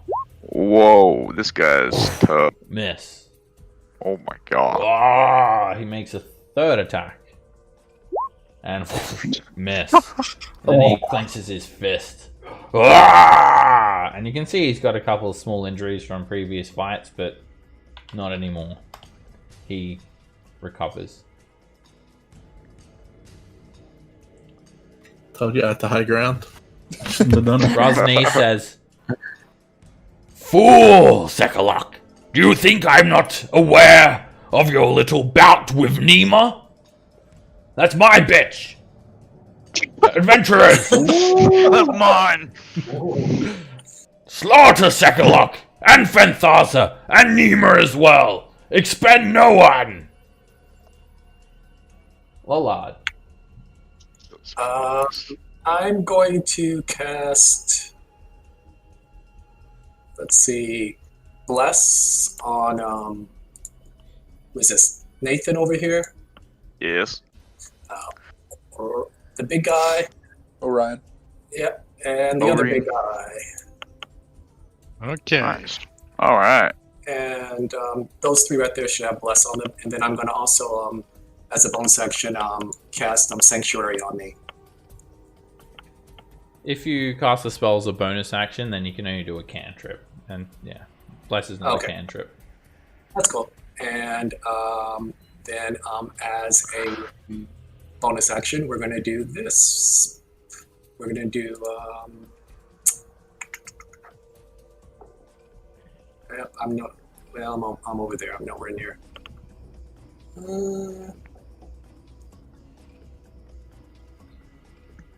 Yeah, that's going to be it for us. And we pass our turn. Nima looks up at Rosny and says, I'm sorry, Rosny, but I'm not an object. I'm a real woman. Well, I'm not a real woman, but I'm a snake woman. Die! and she draws out a short bow and starts shooting at Rosny. She is quite conflicted right now. She misses. She shoots again, and she hits. The arrow hits Rosny for 2 damage. I feel conflicted about attacking someone who's trying to make a feminist statement.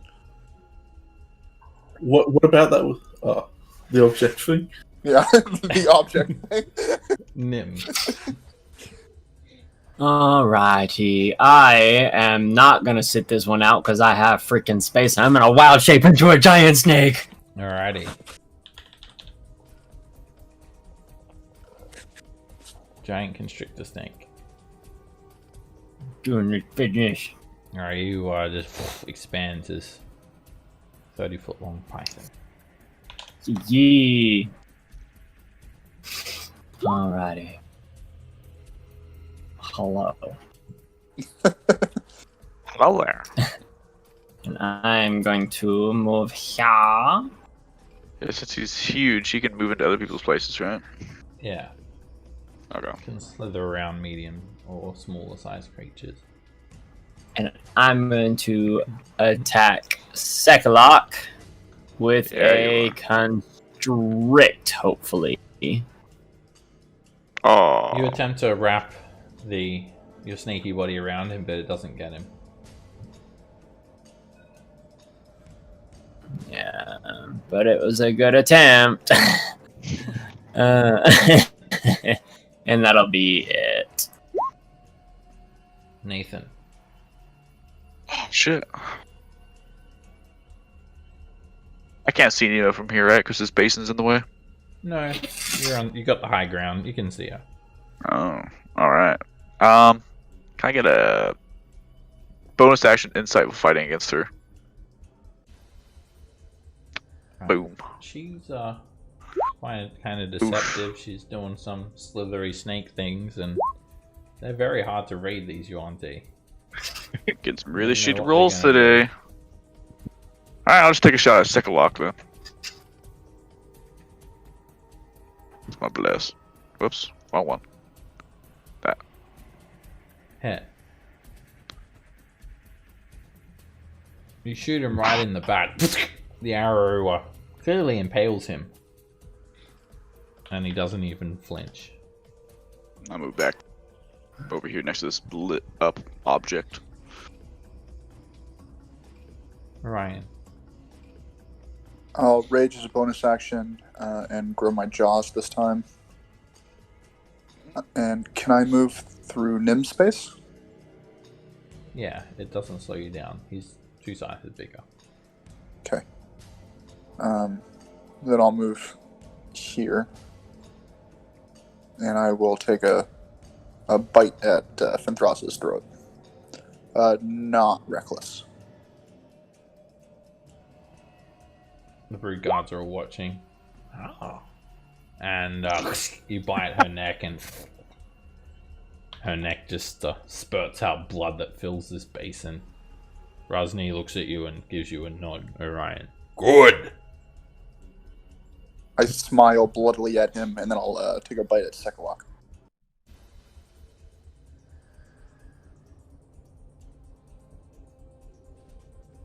That hits.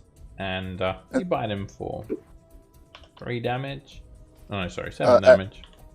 Add 2 for rage, sorry. Oh, 9 damage. Get it right eventually. And yeah, I mean, this guy is clad in heavy armor. You just kind of sink your fangs into tiniest little bit of flesh that's exposed to his armor. And the end of turn button isn't coming up on me. There we go. Millhouse.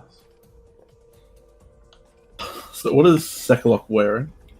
Particularly, is he wearing metallic armor? Yes, it's it looks metallic, and as far as you can tell, it's literally bolted to his flesh. All right, it's time for big risks. Millhouse will step away.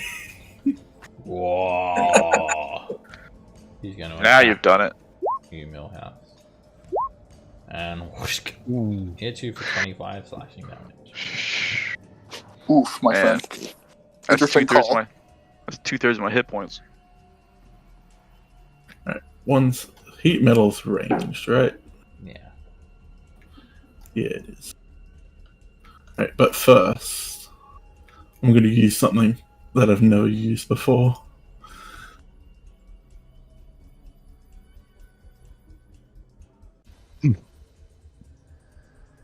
And He's going into the pool of blood, or to the banister anyway. Alright, repulsion shields.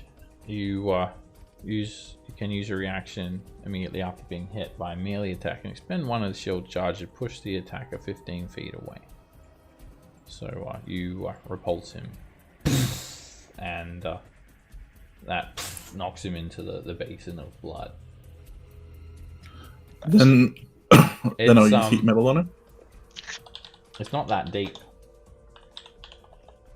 It's about 12 inches deep. So he's kind of just splashing around a little bit. I can't swim! Then he realizes that he doesn't need to swim. Then heat metal on his armor. He glows red hot for a brief moment as you pulse the heat metal. He takes 8 points of fire damage. And he'll have disadvantage on attack rolls. He's not able to drop the armor. Alright, protect me. I'm gonna kill you, you little gnome, he says. Ras Nsi watches the fight, but he doesn't get involved. And he says, "Yes, now! Heroes, prove your loyalty once and for all. Stand back! Let them prove their loyalty! Slay Sekalok and Nima!" And all the Yuan-Ti are just hissing, "Yes, yes!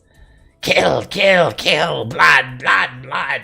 And they all stand back and just watch and start. The crowd goes wild. Garrick. That was the question.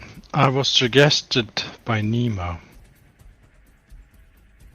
Yeah, she told you to do whatever Ras Nsi says. Okay.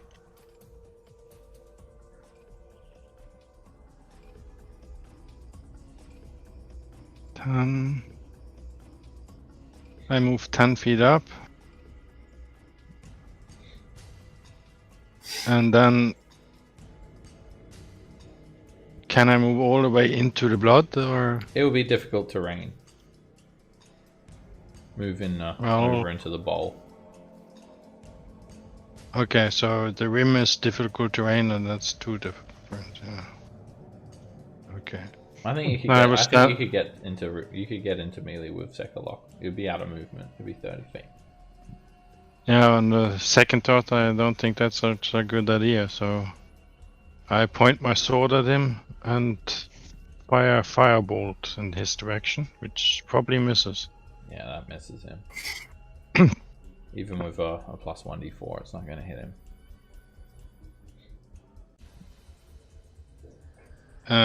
If I want to cast a Twin Shield of Fate, do I have to touch Orion? I don't think Shield of Faith is a touch spell. I think it's got like a 60-foot range. It's the range. Okay. Well, then I'm gonna cast a Twin Shield of Fate. 60 feet, I think. Which uses a second level spell, since I don't have first level left. Okay. Thank you.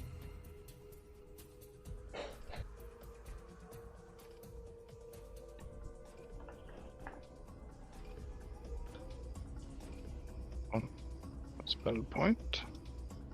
And that's my turn. Sekalock stands up. Well, he wasn't really prone, but he's splashed in blood. And he just says, "Ha ha ha ha. Fool, I wallow in this blood daily. You're dead, you little gnome." And he's gonna shoot at Millhouse. Disadvantage. Ooh. He's gonna pull out a short bow. Sheath is a great sword. Then he's got to shoot through a big snake to get to me. I like my chances. Miss. Miss. Jesus. And miss. Whoa. Thank you. He marches over Thank you, here. big snake. Ooh. I don't like him getting closer to me. Mollard. Okay, things have changed all of a sudden. I kind of look at Millhouse and I go, why is the big guy angry at you, Millhouse? And oh, by the way, may I touch you appropriately? Please touch away, dude. And I, If you want, dude, inappropriately. okay, Oh wow. He's an open book. Just all right. flip his pages. Okay, here we go. We're gonna flip 3 pages for him. Okay. So that gives you. Oh my god. What is that? 15. 15, and then you also get 2, 3, 5, an extra 5, so that Awesome. gives you 20, and then that gives me 5. He even licks his fingers before flipping those pages.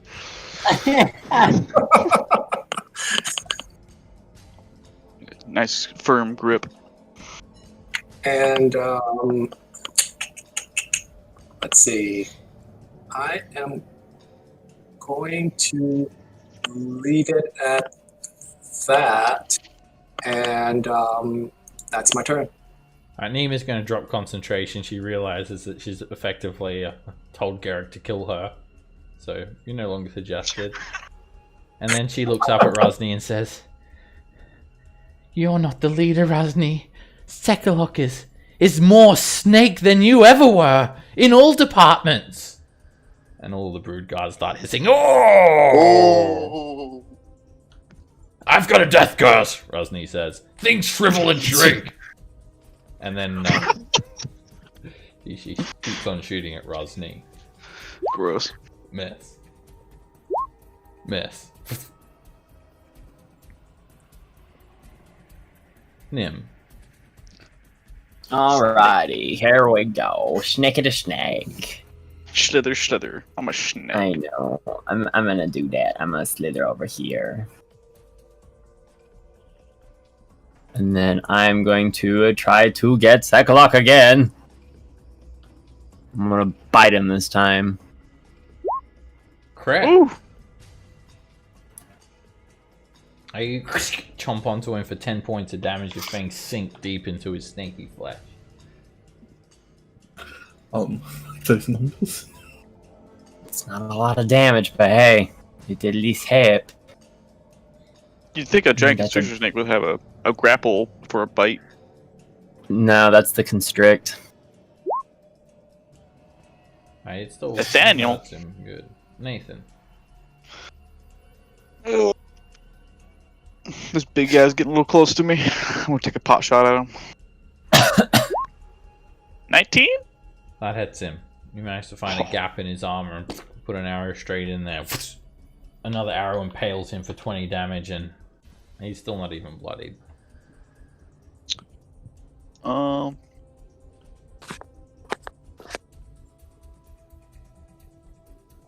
Yeah.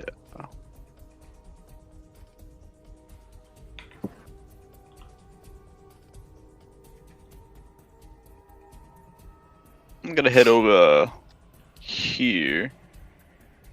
It's gonna be 45 feet, but bonus action dash. Right in front of this brood guard. Okay. Hey, buddy. Please don't bite me. He slithers his tongue in and out at you. Oh god, please don't touch the ear.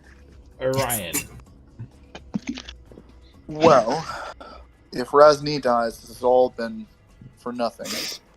So I'm gonna jump in front of Nima here. And I will I appreciate the feminist statement, but it's really more important that you die first, and I'll recklessly attack her with a bite. Fool!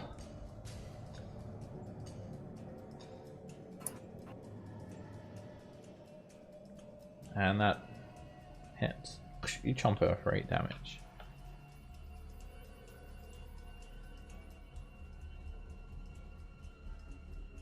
You chomp her again. And a couple of small bite marks. She's looking a little bit hurt.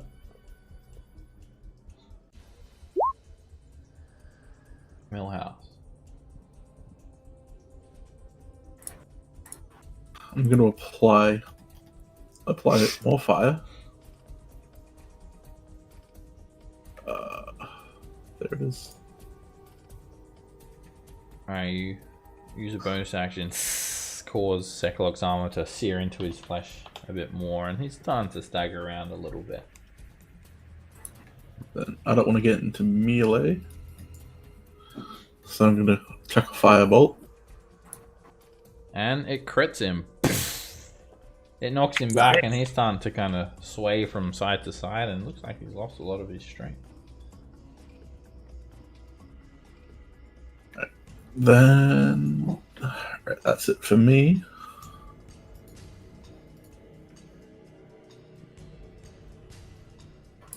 And Sonic will dodge. Ras Nsi just keeps on watching and just says, "Kill them! Spill their blood! Chop her into pieces and put her in the stew."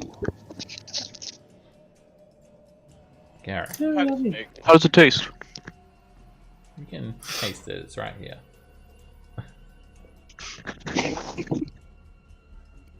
I kind of shake my head after coming out of the spell.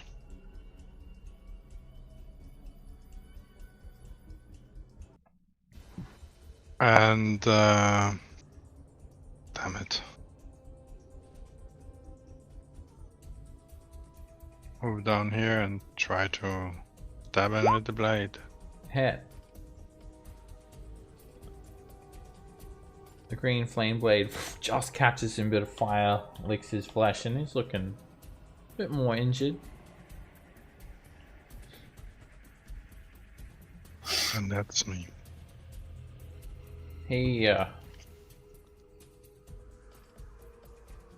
provokes from Garrick. He moves here.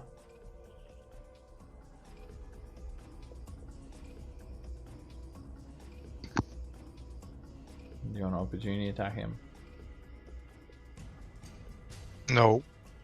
He continues moving, and he provokes from Nim as well. And provokes Instead from Sonic. of making an... Oh, sorry. Instead of making an opportunity attack, I ask him why he is attacking us and not Ras Nsi. He just murmurs. I do not agree with the way Nima is being treated. I'm afraid you must die. Does Sonic attack? Yeah, no, I was just waiting for that to finish. And Swear to God. Nim, are you attacking? Yes. Sonic misses. And Nim, you constrict him so he'll be in the space because it grapples him. Alright, you start to squeeze him. And he's looking all kinds of beat up. He's grappled and restrained. And you can tell that he's lost a lot of his strength now. He's quite badly hurt. He will just start hacking into Nim at disadvantage. And he misses with his first attack. He hits you for 12 slashing damage with his second attack. Ooh. It's okay. He just starts soaring into you with his greatsword for another 9 points of damage. Oh. Oh. He's not doing 46 anymore. He's lost a lot of his Nice. strength. Lollard. Okay, I'm going to, let's see what we got going on here. Alright, big guy's okay, and that's that. And we are going to make an attack on this guy. We do crossbow. Well, no, actually, we're going to do a cantrip. On Sekalok. Yeah, we're going to do Sacred Flame. Alright, he's gonna make a dex save at disadvantage. And he's gonna say, I cannot fall this way. I am indomitable! And he re-rolls. No, I'm not. And then he just starts burning for 8 points of radiant damage.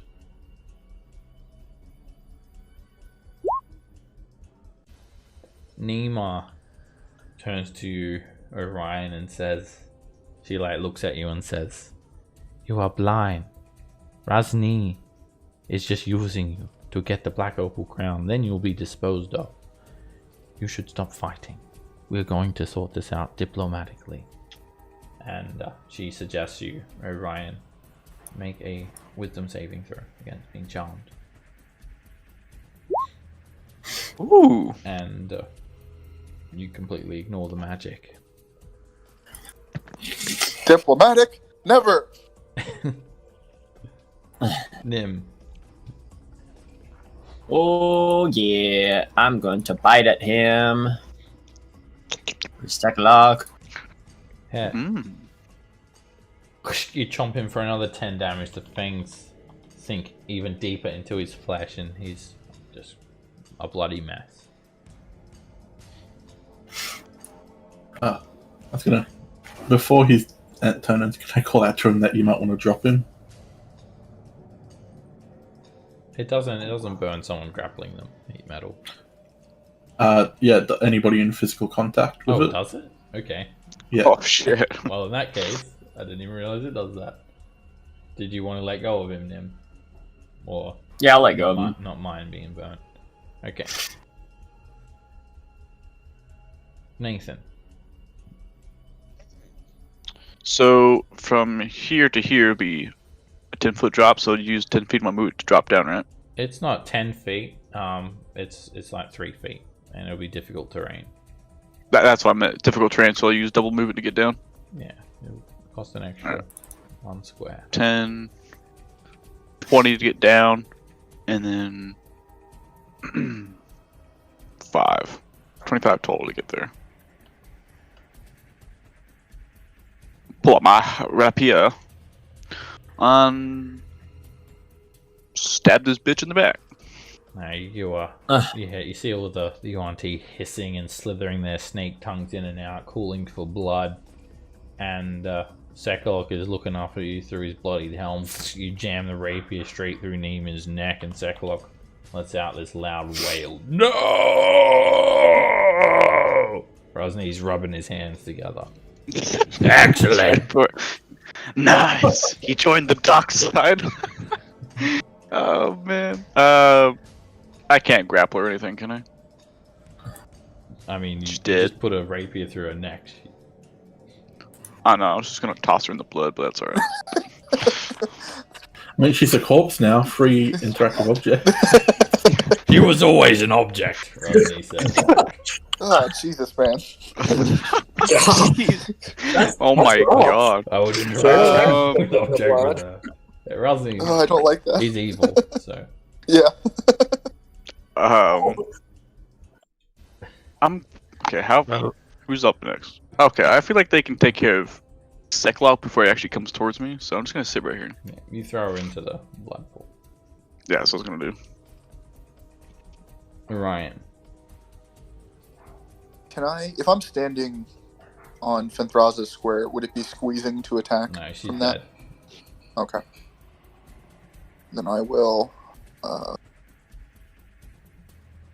forward here, and I will, learning from that brood guard, not recklessly attack. I will normally attack him with my jaws. Okay. Nice. Miss. Not nice. Regards of, they're watching you, Ryan. They have high expectations. And then they're so Should've far, done it they're not recklessly. impressed. That hits. Ah! You just bite a big chunk of meat off of his neck. Do the Exactly brood what- guards seem like... They're conflicted. They don't know what's going on. I don't even know what's going on anymore. Millhouse. Send through another heat metal. Whoop, wrong button. Alright, you start to see grey smoke rise up from the seams of Sekalot's armor. He screams out in agony again, and this guy is still standing. Yeah. Another firebolt. And you just hear the loud sound of armor clang to the ground. The smell of burning flesh floods the room, and all of the UNT just scream out, "Denda! Denda! Denda! Denda!" Kaz is dead. They start going over and just like ripping. They like wallow in this blood pool and start ripping the UNT apart and throwing some pieces of them into this stew.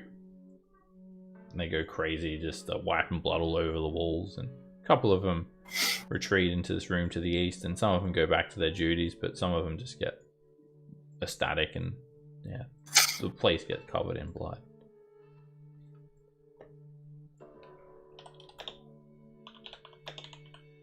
Very good. Rosny says. Meet me back in my throne room. Your puzzle cube will be waiting. And he heads into this little circle and teleports away. I was waiting for it, Ryan. Wait, any loot on Sekla? He has a great sword and a short bow. None of the UNT seem to mind if you pick it up. They honestly don't even care. They're just so caught up in all this bloodlust. They focus on ripping the dead apart and putting them in the stew and spreading blood everywhere. Jesus. Oh man. Let's get out of here. Come on. Does anyone want a great sword? I can No, totally not wield that with super 8 strength, right? No. It's a finesse weapon, right? Maybe we can sell it. Can I like Yeah, thin we'll down pick the it up. metal?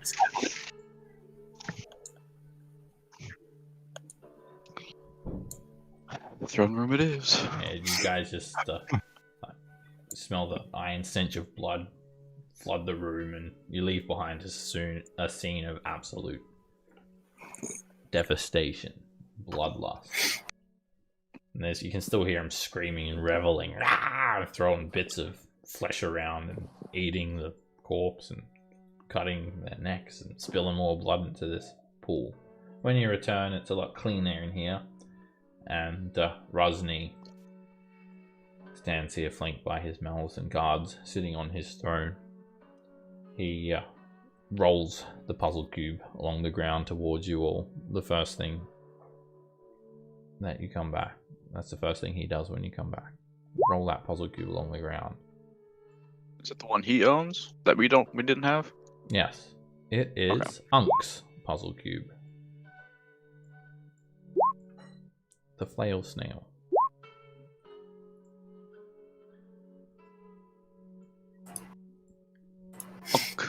You have done We well. have There is your puzzle cube. sorry, Seb, just so I know, do we have the rest of our puzzle cubes also? Yep. He already gave them back to you guys. So that's our 8th one. 7th. 7th one. 7. Alright. And thank you, Ras Nsi.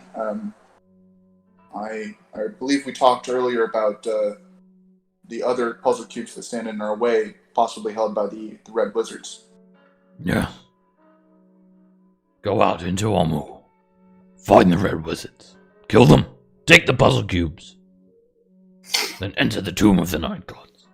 Stop this death curse. Retrieve the Black Opal Crown. My people will be waiting for your exit if you do not return.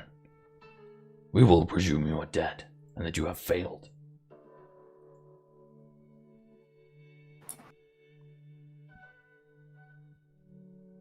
Is there any assistance you could give us in killing these Red Wizards?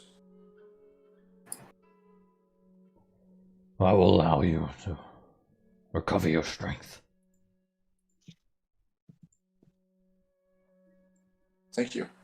That should be enough. Do you know where they are currently? I can send out my spies. Go to the fallen tree that spans the river. When we give the signal, they will be crossing. That will be your chance to strike. Now. You shall get your second win. You shall recover. Gain your strength. You may rest in the harem. Did he say harem? That's what I said. What did he say? Oh, okay. There is some extra room in the harem now. Feel free to use my concubines as you wish. You may use Gracious. free interaction objects. Oh, That's a free action, right? man. Or no, it's part of my movement if you do get to my meat. You'll find a pleasure Oh, God. to suit every taste in there. Thanks. He gives you directions. It's Down the hall. first gate onto your left. That's right. They're kept behind a gate as well. I love being evil. Drags you into that hallway. Oh no. At least he owns it, right? Sebastian, is there any difference between this symbol and the one I saw before in the other room? They're exactly the same. Mm-hmm. They're all clearly looking at you as well. And Ras Nsi says, So Is there something fascinating about that stone disc? You continue to observe it and even try to step on it. I would think that perhaps you're doing that in a manner to betray me. No, I just want to learn the trick. I always That want to is learn not my your tricks. concern. That is for my use only. and you can make an Arcana check, Garrick, to examine it again. See if you can. No, make any sense not of if not if he is watching, just passive. You already looked at it before and whatnot. Okay. So he saw you clearly observing it, and obviously it's used as a teleporter, but you've got no idea how it works. It's bugging me. Bless you. Now go. Bless you. No, wait, not bless you. I don't even care that you sneezed. He's so evil.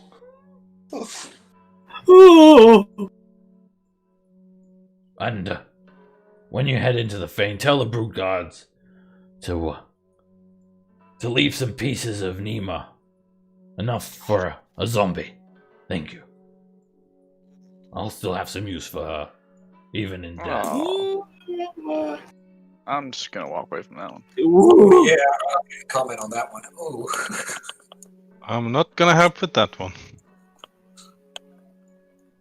That is truly evil. There is a gate off to the left. I rather be in the slave pens. Heading through the Don't you mean portcullis. Don't you mean storage area?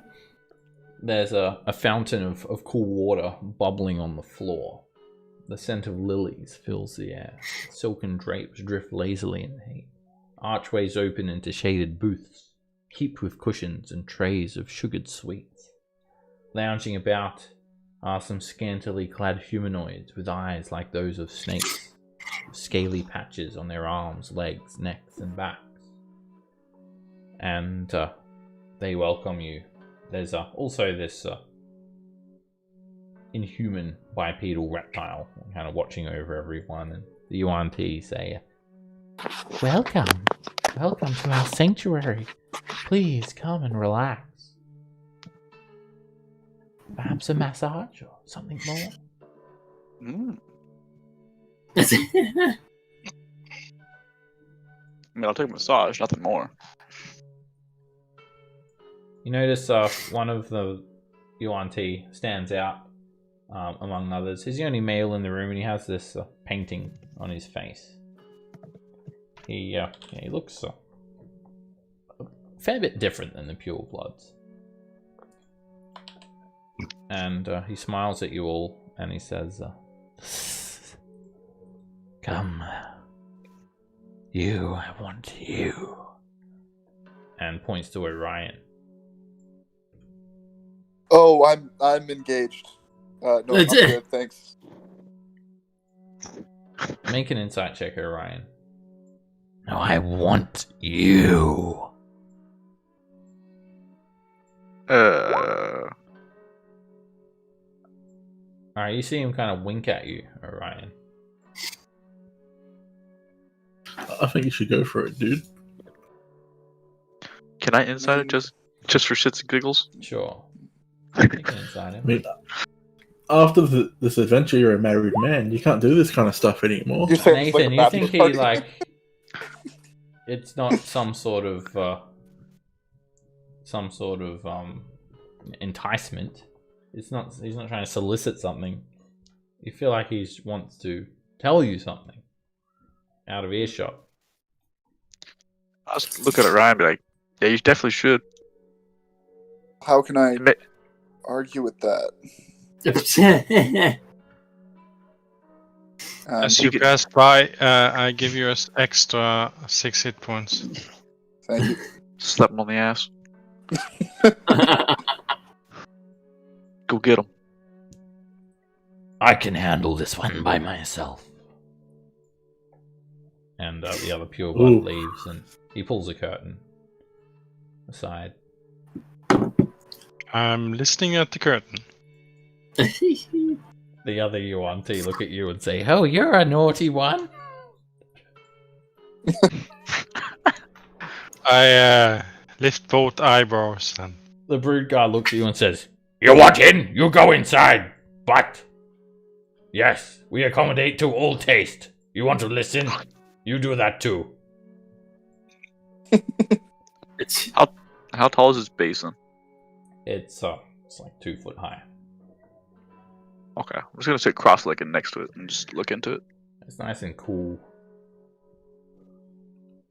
Alright, so Ishmael is in this eastern booth. There is an alcove here with one of these glowing stone discs, engraved with a serpentine symbol. One of the teleporters. And Ishmael looks at you, Ryan, and you need to make a wisdom saving throw. Sure. That's the life. He, I don't think I'm. Oh, that's from Warding Bond, actually. he looks into your eyes and says, You hold a false alliance to Ras Nsi. You don't care about the Black Opal Crown. You just want the puzzle cubes to stop the death curse for your reward to help your people. Do not worry. I am not who I seem. Tell me, what do you plan to do once you leave the tomb and have stopped the death curse? Many of Ras Nsi's men will be waiting. You say you're not who you look. Who are you? Me. I am everyone. I am no one. and you notice he has eyes like a snake's. He seems Cholton, but you can tell from his voice that it's not who he seems as well. You have had conflict with the Red Wizards, yes. Tell me of Ras Nsi. I have heard he is sick, yet I seldom leave these chambers. I know about Zekalok and Nemo. It is sad that they had fallen. What of Ras Nsi? What are your plans for him? After this death curse is going to be stopped, I'll round up who I can and I'll tear his throat out. When he says he's no one and everyone, I'd cast Divine Sense. I use a divine sense, but it doesn't register as a fiend or anything like that, an undead. Mm-hmm. You don't get a bad feeling coming off him. The puzzle cubes. So not just smell or something like that. No fiend, no undead, no Stradvon Zarovich. Jesus. Why do you wait? Why do you not strike now? Wait until Ras Nsi is asleep in his lair. There is a secret door behind his throne. You can use it to access his lair. Cut him down in his sleep. Don't leave behind loose ends. We'll be back for him, but we're on a timetable. We can't afford to wait here. We need to leave now. That every hour that we wait pursuing other things, the more people die from the death curse. What if I told you that I could get you the puzzle cubes? That you're sick? Yes, I know about the puzzle cubes. I know that you have 7, and that the Red Wizards have the other 2. You're saying that you could hand me the other 2 if we killed Ras Nsi. The Red Wizards of Thay. I spy for them. I am telling you this with confidence. I will get you the puzzle cubes. You take care of Ras Nsi, and you will not have to worry about him anymore. Can I do an insight check on him real quick, just to try to suss out if he's bullshitting me? Sure.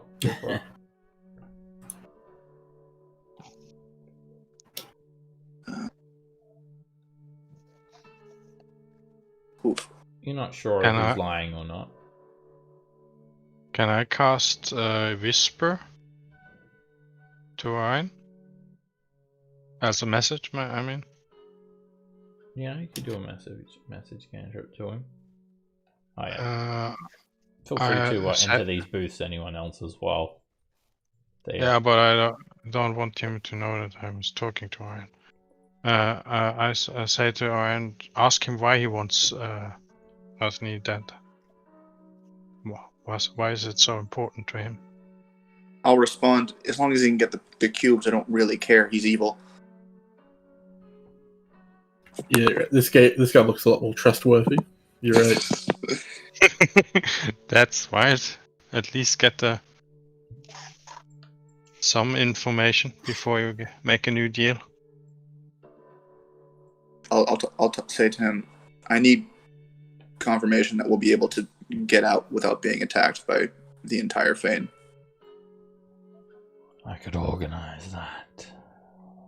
There are rowboats and an exit to the south. You may have to cut through a couple of brood guards. And a Hydra. If Ras Nsi is dead, the Hydra will not feed, for he commands it. It is his pet.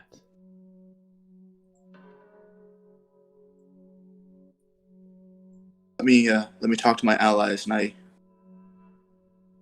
I will respond very quickly.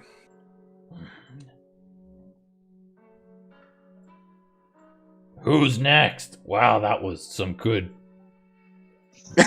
stuff. I guess I'll go first time with a werewolf.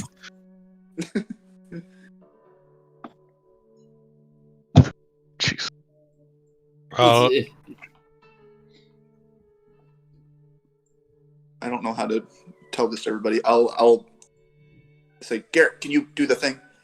Yeah, I whisper to everybody what I overheard.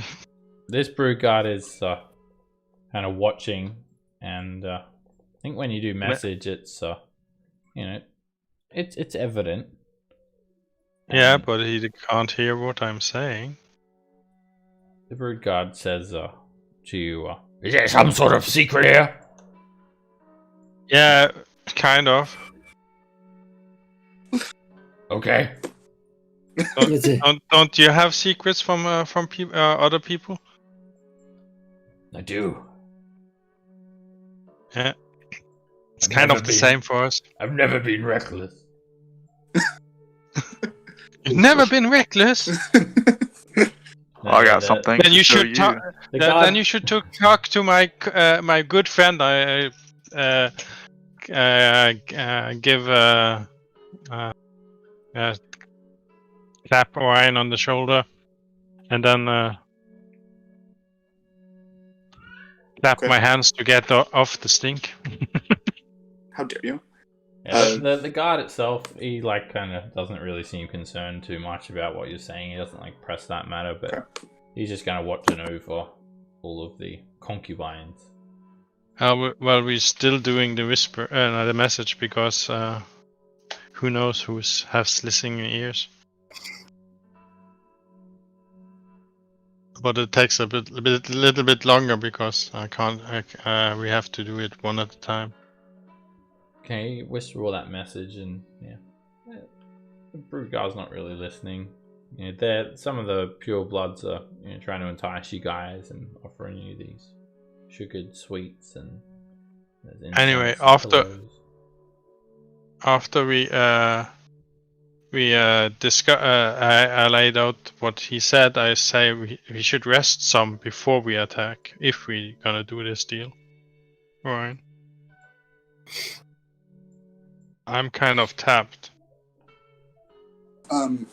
Were we offered a long rest here, said? Are there beds here, or is it more There's pillows and stuff you can sleep in? Long resting in a one-teased hideout? This is not it. What does everybody think? Well, I mean, I'm not resting here to get a black light.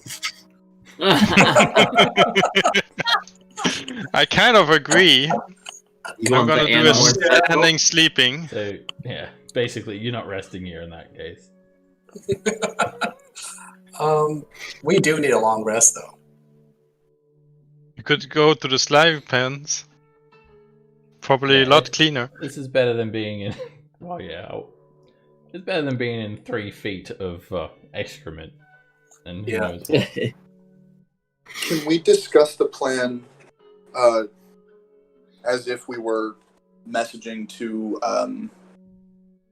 it's Garrick and back? It's very obvious. You guys are like standing in the middle of the room. It's becoming quite obvious that you're planning something in this current situation.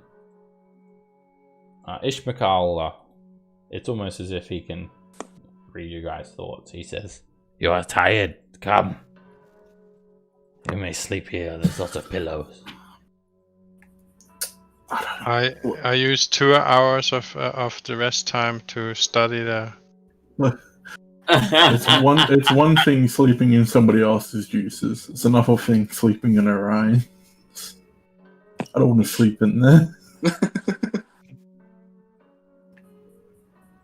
It's a bit crowded too. I take out a bar of soap and I start cleaning the floors and walls.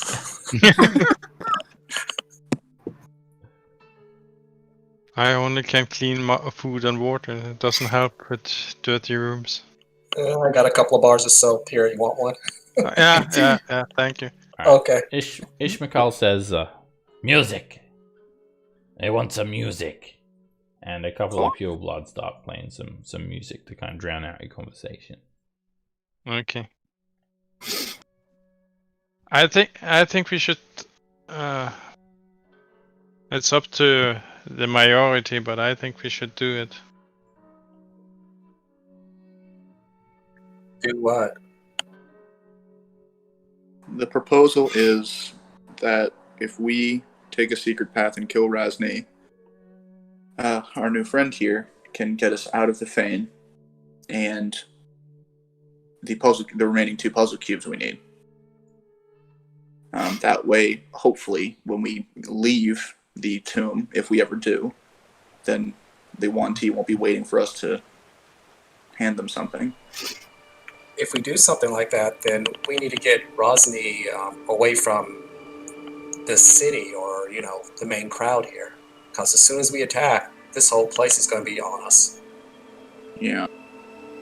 Except if we do it in secret in his secret room, and then just go out as if he still was alive. What if we just take his body with us? What if he just vanished? I don't know, but we've already accomplished what we came here to do. I don't know why we're... Isn't it better to stick with the evil we know?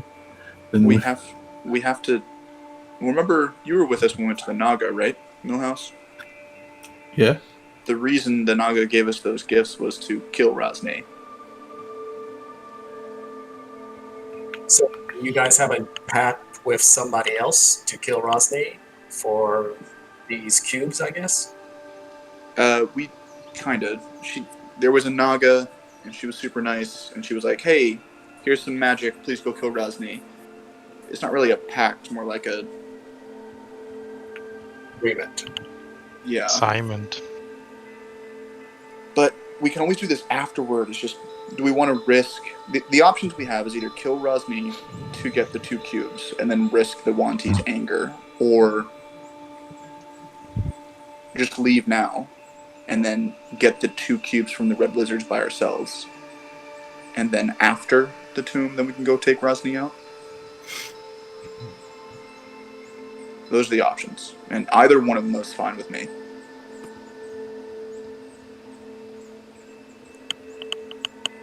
I say, let's... I'm leaning to take him now because he still has the curse. Yeah, I say take him now and just take him away from his guards or, away from where guards can come. He doesn't have guards in his secret room when he's sleeping. You know where the secret room is? Yeah, he says he knows. The guy. Oh, Orion's new friend? Yeah. Orion's new friend says he can show us where the secret door is. I can sense your hesitation. You fear that the Yuan-Ti will revolt against you when it is discovered that Ras Nsi is dead. Correct. You see very clearly. I have a way to solve that problem for you, so let it not be any of your concern. How? Let it not It's be any of your concern. Well, it's a concern if I don't know how you're gonna do it. I'm afraid I cannot tell you that. I have shown, in good faith, that I can trust you. I would ask that you do the same in return. I will have 2 rowboats waiting near the shoreline. Once Ras Nsi is dead, I'll take it from there. You may have to fight through a few rude guards, but you can make your escape through the southern sea gate. And the Red Wizards after that? What of them? They will know. They will know to give you the cubes. They will meet you at the fallen tree. I will be in contact with them.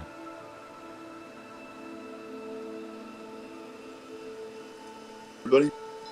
What do you They will think? give you the 2 cubes, provided that you do enter the Tomb of the Nine Gods and get to the Soulmonger. I mean, I say go for it. Let's go. I don't understand why he wouldn't just betray us.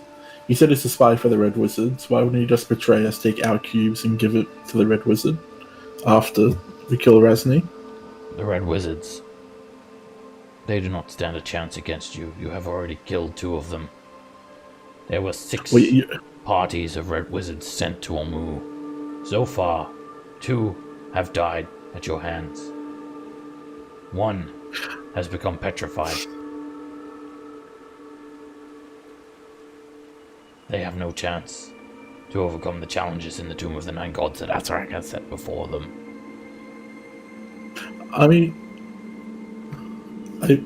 you would convince me a lot better if you had any form of proof anything you're saying is true. As I said, I have given you this information voluntarily as a sign of good faith. Potentially false information, yes. If you do not trust me, then very well, leave the Fane. Take the puzzle cubes by force. Show Saztam the weakness and failures of the other Red Wizards. Either way, you will enter the Tomb of the Nine Gods, and you will get to the Soulmonger, so we still get what we want at the end of days. Also, Millhouse, think about this. He is proposing a coup against Ras Nsi. If he was truly lying, why would he take that risk with some outsiders, knowing that we could just tell Ras Nsi, like we told about, what's-her-face? He's risking his life to tell us this. Well, yeah, but I'm just saying that after he has... we don't know why he wants to kill Ras Nsi, we just know he does. And after said fact, I don't see why he wouldn't just leave the rest of the Fane to kill us. As I said, the Red Wizards have no chance of infiltrating the Tomb of the Nine Gods and surviving. You're our best hope of survival. Like it. We get to kill Ras Nsi. I will show you one more thing.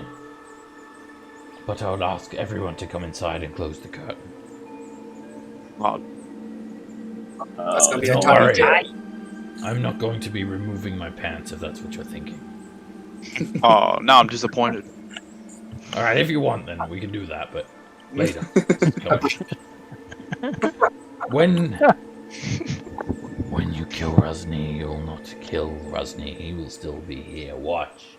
And all of a sudden, he changes to look exactly like Ras Nsi. See? Clever. Look at me, I'm Ras Nsi. Hey, that was I perfect. think women are objects. I've got a flaming longsword. See? He sounds too healthy. He has a flaming longsword? Yeah, you saw it. That's something that's right. Torin can use. Just for it last time. Wait, are you saying that all I need to say is flaming longsword and you've immediately changed your mind? Wow, that's shallow. Sure.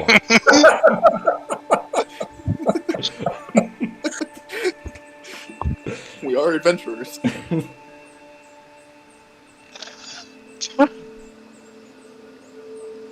Nim, what do you think? I will go and have the rowboats waiting for you. You may make the decision. You leave the Fane, or you Before take you go, Rasni. how does this teleportation circle work? I do not know.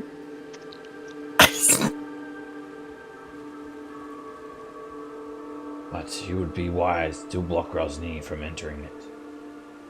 Surely, when faced with you all in his chambers, the first thing he'll do is attempt to escape. If he escapes, then your exit here may be truly a different one than what you would have hoped. What, can we take a long rest before we a night of rest before we I'm not your dad. Do whatever you want.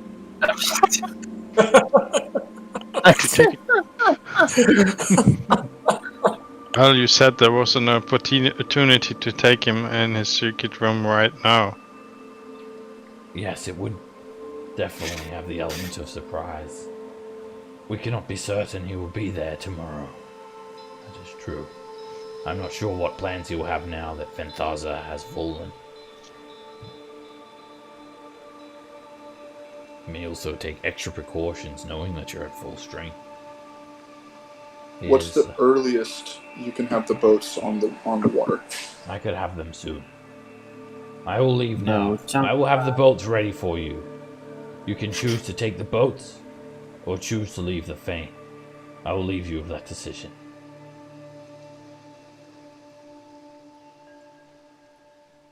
Oh, that was some good ate-some. That was the best meat-some I've ever had. Oh, I'm all used up. I need to go to the showers for like an hour. Oh man. That was only 7 of us. Does someone have 2? Well, there's him. He's including himself. Matari But Sonic that- was in there yeah. too. But no, Oh, okay. including see. He's a metal guy.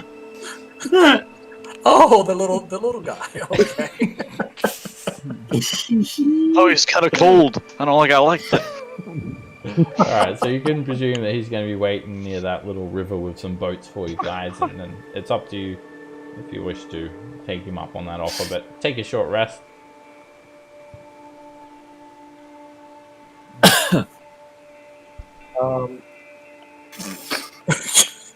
I'm speechless now. Before we rest, I'm gonna cast this spell so that I can just re-get my spell slot, because this will last, I think, 8 hours. So I cast this on the 2 big guys and our little sneaky friend. Who's what's the the- other big guy? Orion's one of them. Probably me. Yeah. Isn't him? Oh no. Okay. Well, I'm No, pretty big, alright? I'm definitely a big guy unless someone nice. Alright, so that aid gives you +5 on your current and max hit points. So what you can do is put your old max hit points in brackets, so you know what it is, and I know when the spell's expired. I'll do it onto your sheet there, Garrick, 58, and then it'll be updated like that. And the other person is Nathan. Yeah, it worked with plus. For some reason. It has never before. And Did I do it right? in your do the max hit points, not the current. You've got it in the current. Yeah, I'll put some brackets in there for you. I'll fix it up for you guys. Just as a way to keep track of it. I'm just fucking everything up. How dare you? I'll get there. It's just so It's my that job. you guys work correctly as well with whatnot. I've got blue health bar. Take that. Oh, Okay, that's all fixed up. Alright, so you guys take a short rest. And what is the plan? Is everyone convinced now they want to take out Ras Nsi? Yeah, it's evil. A few of us aren't at full health. What's everybody feeling?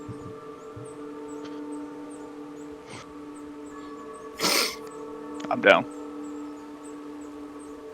I can snake it up again if needed. Is And you anybody get those back against? on short rest, yeah. Does anybody not want to do it?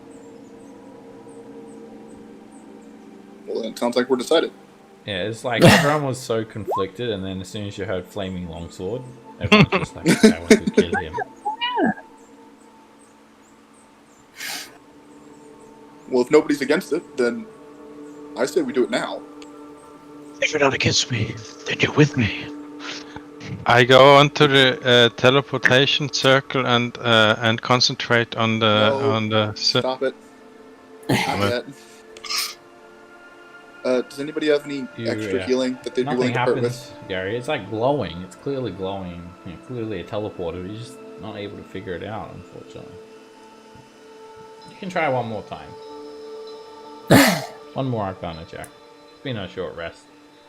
You've had a bit of time to... can I check it instead? Sounds like Yes. you haven't.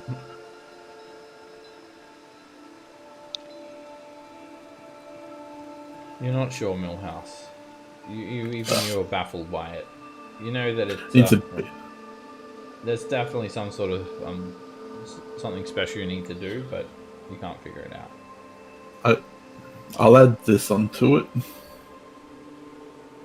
Alright, you get a flash of genius. So that's +4. Eureka! You say. You're a genius. You figure out how to use it. So it's a magical teleporter.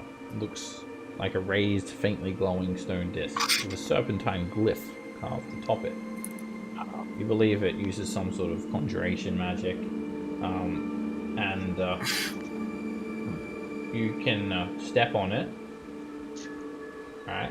And then you have to concentrate on a location. You have to concentrate on another one of these discs.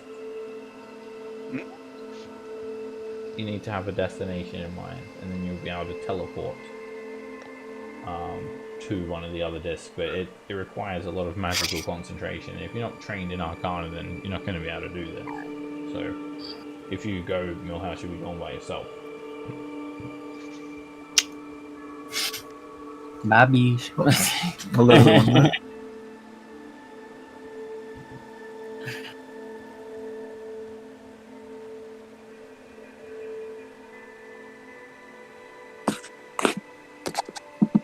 Alright, so, yeah, you can figure out how to use it, Millhouse. You could teleport around to the different ones, but only you. So, what do you guys do now? I will whine like a dog for additional healing.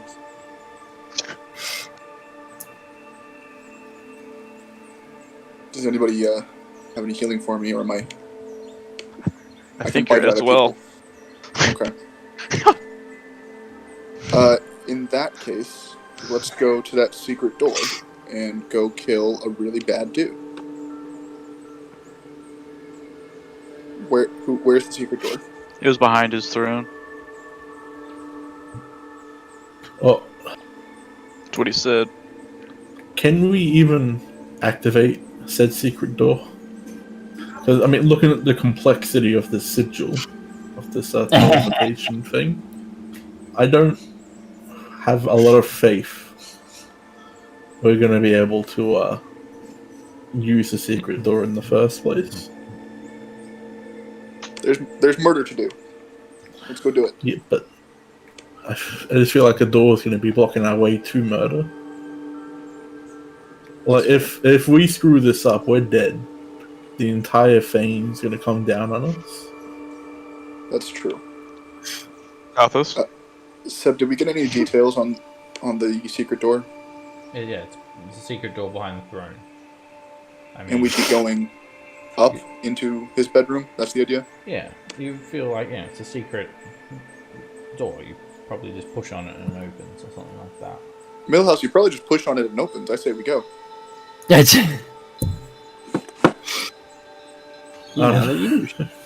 We have Nathan. He can find it, can't he? Pretty perceptive, yeah. Let's do it. I can even spot invisible people. Oh, and the warding bond went away, right? Yeah, I think it was only 1 hour. 8 hours. Warding bond? Oh, the warding was 8 hours, wasn't it? I think it's 1 hour. Yeah, 1 hour for warding bond. Okay. Oh yeah, it's 1 hour, and you keep the ring on because I'll cast it when it's needed. Okay. Oh, 8 is 8 hours. Okay.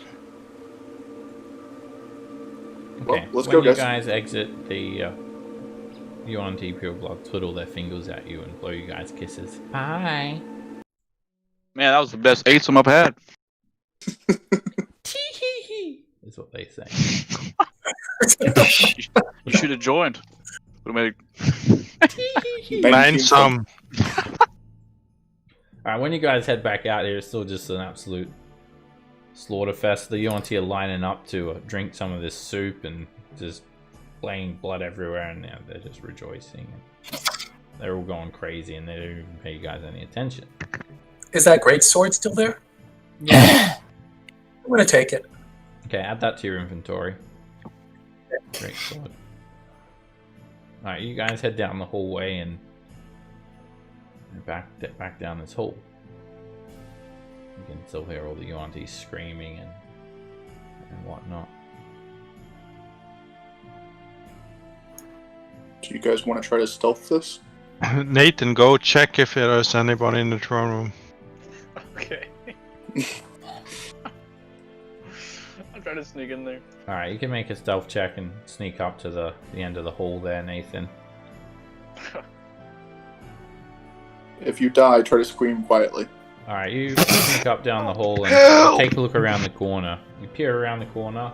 Ras Nsi's not there. I'll presume that you're not moving up there, Lollard, otherwise you need to make a stealth check. Yeah, even I'll look you, back and be Ryan, like, 2. Garrett, you guys might want to be back, like, kind of at the edge of the room, because otherwise you'll need stealth checks as well. They can hear footsteps clearly, tapping along the ground coming down the hallway.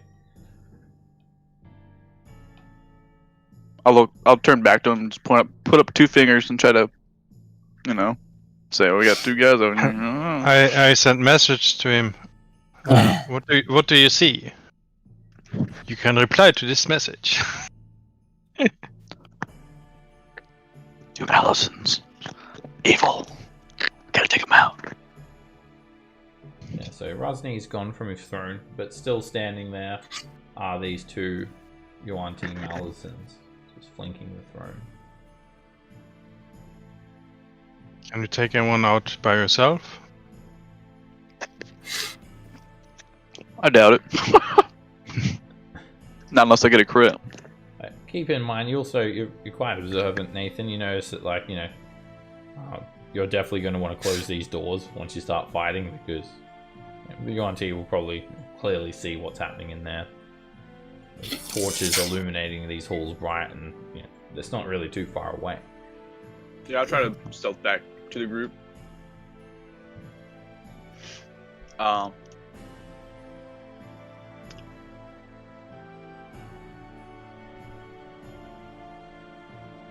I just lost my train of thought, but yeah. I was like, what the fuck was I thinking?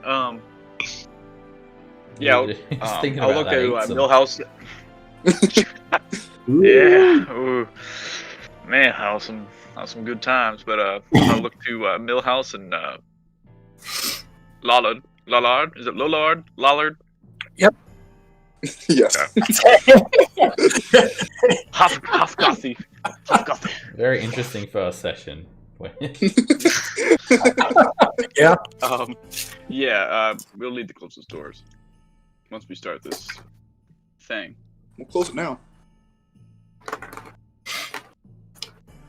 And probably people who can sneak should go to the end of the hall. Alright, you guys close the doors. Metal Sonic is locked out. Bye. You guys slip in quickly, like while all the UNT are ripping each other apart and whatnot. And they don't even notice that you guys. They don't even pay you any attention. They don't even notice that you guys close the door. Alright, there's 2 UNT in the next room standing next to the throne. To move down this hallway, undetected, we're gonna need a group stealth check. Oh, it's gonna turn to. You've I was already gonna say if. rolled 2, Nathan, so you don't have to roll again. Do we have anybody who's pretty persuasive here? You can actually talk their way out, or talk to somebody into doing something. Heck I'm no. not amazing at that. I can try. We could try to bait those 2 into our line of fire here. We could have the dog walk toward the water over here. Do you want me to just make an illusion? That'd Good, be yeah. great too, yeah. There we go. Make sure you get your deception ready. Well, the dog wouldn't do a spell slot. Millhouse, are you okay with doing that? Mine's a cantrip. Just put the dog, make it walk over there, and then we all get ready with range stuff. Mine's just a cantrip. Then, do that, man.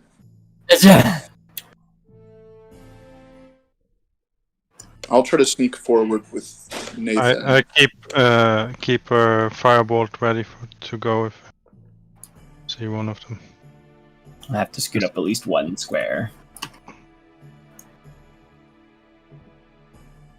And I'll try I to will sneak do forward. a mana illusion. What do you make? So I'm going to have a little version of a Yanti just like dancing right here. Just an image, not sound. Okay. Sure. That works. Dancing scantily for an 8 sub.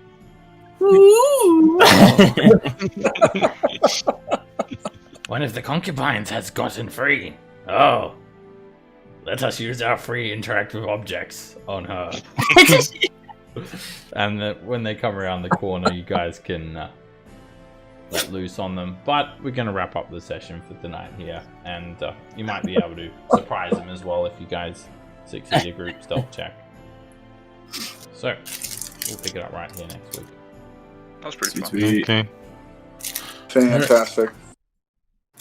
Well, we got in an orgy in there as well as got some of the puzzle cubes, so I think it's a successful session, guys. Fane of the Night Serpent, where dreams come true. Look at that number, it's a 69. That's one thing on my bucket list. Alright, guys, we're getting close to get on all these puzzle cubes. If the plan goes well, you'll have all 9 in your possession next session. So, be ready. I will see you guys next week. Thanks a lot as well, Johnny. Catch you Thanks guys for later. joining. Let me know if you've got any Yeah, questions thanks for joining. about Yeah, it's been anything great. at all. Cool. Yeah, it's been great. It's nice having a cleric. It is pretty nice, yeah.